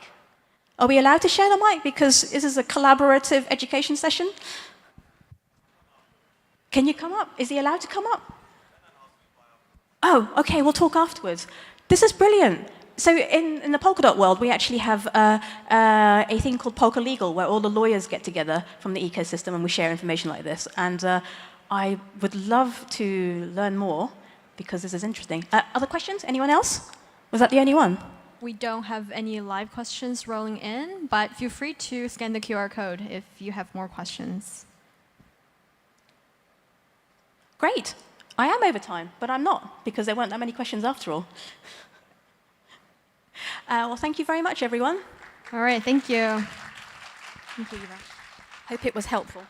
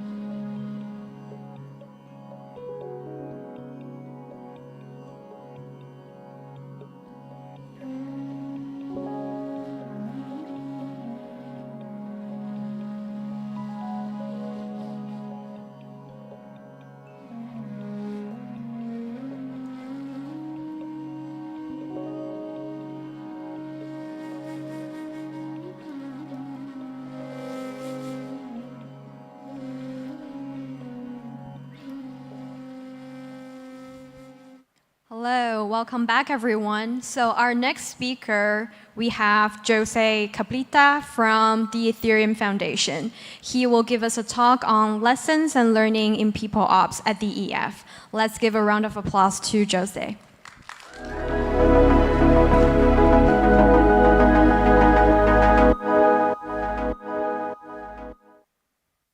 Hey everyone. So, good afternoon. My name is Jose. I work for People Ops at the Ethereum Foundation. I joined the Ethereum Foundation around 2 years ago. So, this has been an experiment. We didn't have people operations before I joined the EF. And I want to share with you some of the learnings that we got for the past 2 years. So what I'm going to talk today is our experience, as I said, for the past 2 years. I'll go through our challenges, positive aspects and learnings in both recruitment, people experience in development, and offboarding as well. And especially how these differ from other traditional organizations that exist in the field. But first, I will provide some context on why doing people operations at the F is a very particular challenge full of nuances. Mostly because of the way that the EF is organized. So the way that the EF is organized is, the EF is part of a much larger ecosystem. It is an organization that exists at the frontier of what we have known so far, one that supports a blockchain ecosystem without controlling it, and what that means is also a work in progress. So every day we get to learn more about what the EF is and what kind of organization it needs to be for the present and for the future to support, obviously, Ethereum's long-term growth. If we zoom in a little bit on how the EF relates to the ecosystem, the EF was new and we didn't know the best way for teams to organize themselves and to relate to the ecosystem. So we prioritized creating an environment where actually different teams could choose to organize themselves differently depending on the goals that they actually wanted to achieve, and they thought it was best for them to achieve those goals. So this resulted in having more like a community of teams than actual a set of typical company teams that are kind of standardized all across the board. There are multiple ways in how these teams interact with each other and with the other entities that form the Ethereum ecosystem. So there are teams that work at the frontier of the EF, there are teams that work within the EF, there are teams that work externally, there are teams that work with Ethereum ecosystem entities that are, again, at the frontier of the EF. So there are many ways in which these teams collaborate with one another and with the ecosystem. They're largely independent, as I said. Some of them are internally, some of them work at the frontier. So that is very important in talking about the way also moving forward on how people operations works for these teams. These teams are also largely autonomous, so they work in a decentralized way. They have a high degree of autonomy. Some decisions, such as, for example, roadmaps and priorities, are taken by these teams in consultation with leadership, but most of them are also made independently. Aside from some prescriptive decisions, such as, for example, legal matters, which obviously need to be complied with all across the board, there is quite a fair amount of leeway for teams to move around and to actually choose the setting, as I said, that are more suitable for them to help them achieve their own goals. So having said this, how does this actually impact people operations? In broad strokes, in traditional organizations, people ops is kind of more structured and has more predictive outcomes. They aim to provide a consistent experience for all the teams within the same organization. At the EF, things are slightly different because these teams work independently and they kind of form their own culture internally. We aim to be as diverse as possible to make sure it works for everyone, but we kind of maintain the same minimum threshold to make sure that there's a minimum standard that all teams can meet. Talking a little bit about recruitment and going into people ops directly. So as I mentioned before, teams are independent. So different teams mean different subcultures, mean a different way of working. So this means that working for a certain team at the EF can be substantially different than working for other team within the EF. This reflects on how they communicate internally, ranging from how to when to what platforms they use, compensation philosophy, way of working practices, interactions with the adjacent community, Ethereum community, etc. So what we learned from this is that the best way for people operations to actually facilitate the recruitment process is to let them lead the way. And we are actually helping and holding hands to let them do whatever they want to do, within obviously some limits, but using our expertise to help them achieve their own goals. So this can range from purely operational support. There are teams that get to us and say, hey, I know exactly who I want to hire because I have a very close relationship with the community that works around my team, and I want to hire that person, and I just need to set up the operational process of it, and that is fine. We can obviously help with that. There are other teams who are less sure about what the process looks like. So what they usually do is, okay, so I want to hire this kind of profile, which can be more or less defined, and then they kind of ask for our help for doing the process from end to end. So that goes from defining the profile, sourcing the candidate, establishing a hiring process, running the process, helping them run the interviews until the offer. So it's fairly common for the EF to hire external contributors, as I said.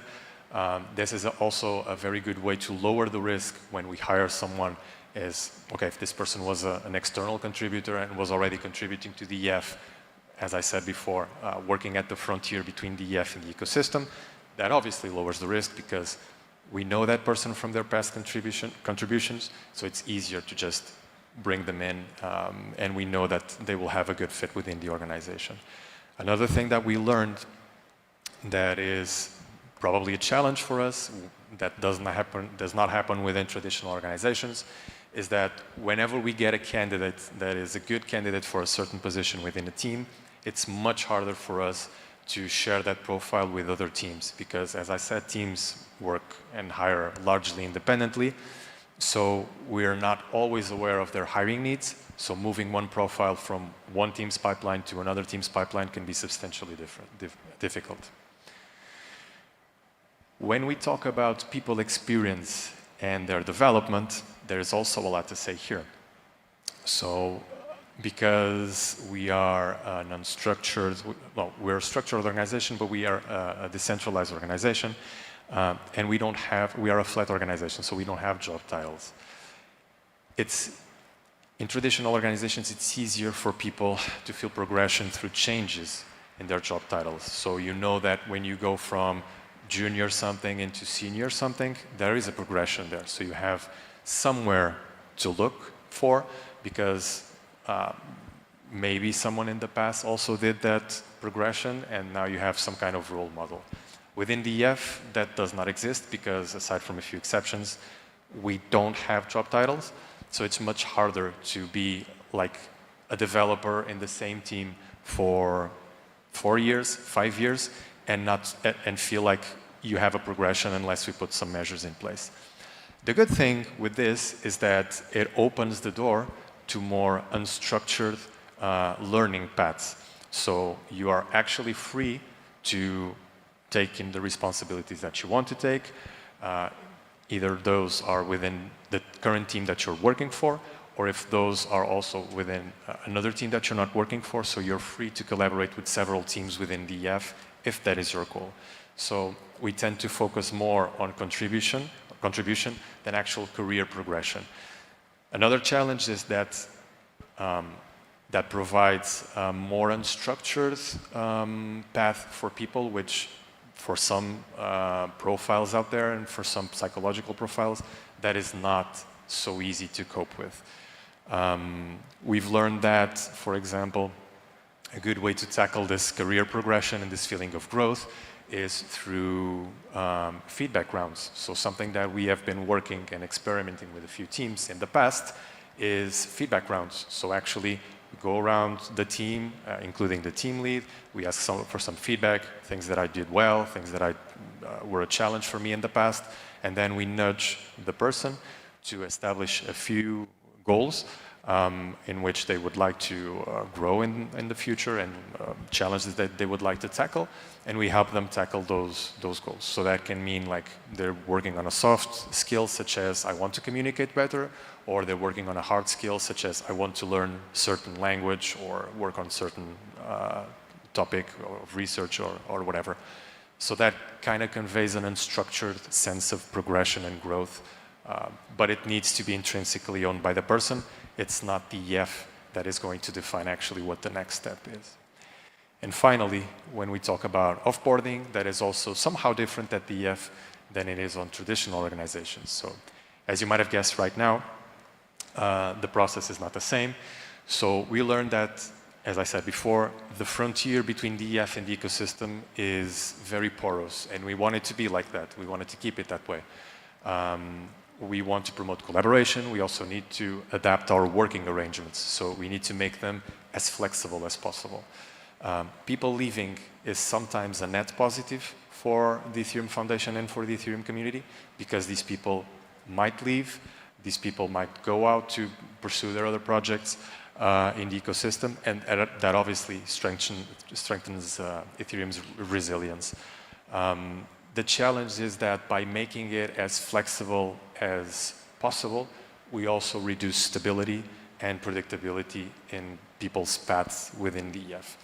This is also a challenge that we're comfortable with taking, because for us it's much more important the contribution for Ethereum and for the Ethereum Foundation rather than the work arrangement per se that we have on paper. This is just a glimpse of some of the things that we learned in the past 2 years. We don't know what the future will hold. We are still learning. I think this is going to be a forever work in progress. People operations is fairly new at the EF. People operations is also, I dare to say, fairly new in Web3. We are still iterating, but what I know is that we have great people working both in the Ethereum Foundation and the ecosystem, as we were able to see for the past few days. We have a great team in people operations right now at the EF as well.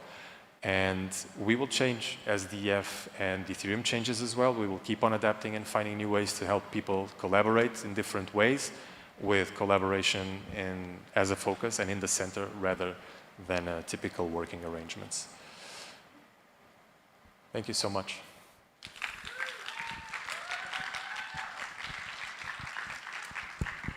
All right, thank you, Jose, for the amazing talk. Now we can take some live questions here. Do you want to take the most upvoted one? Yeah. What is the one thing you thought needed changed within the EF, but then realized you were wrong? Great question. So I remember at the beginning when we started doing people operations, one of the things that we started to approach was compensation philosophy and how should teams think about compensation. One thing that was clearly wrong was to give strict indications on how they should think about compensations.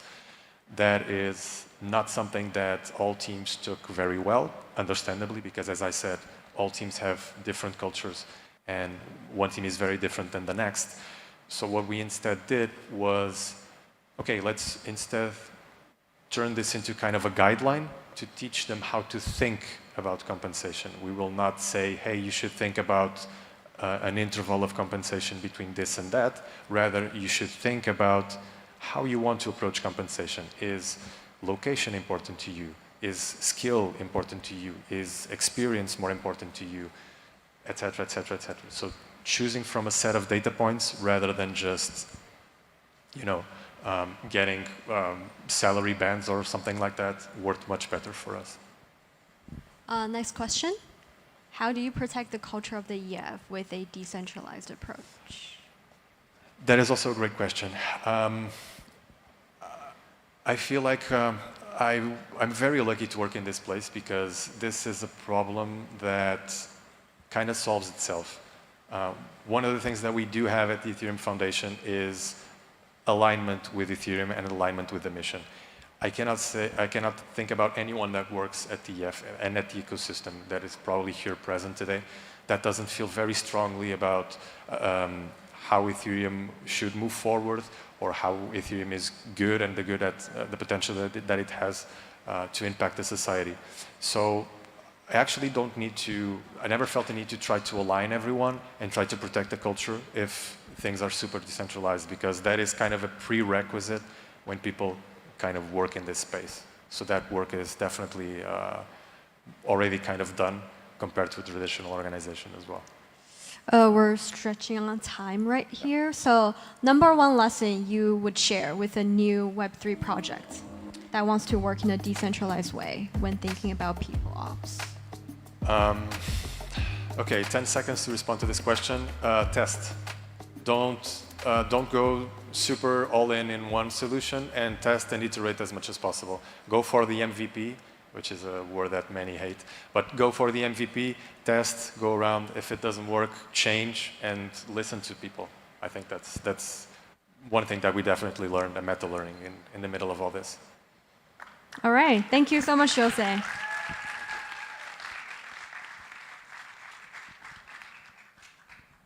All right, thank you everyone for coming. We actually have to reset the stage for the closing ceremony, so it will be great that I kindly ask everyone to make your way out of the room. Thank you.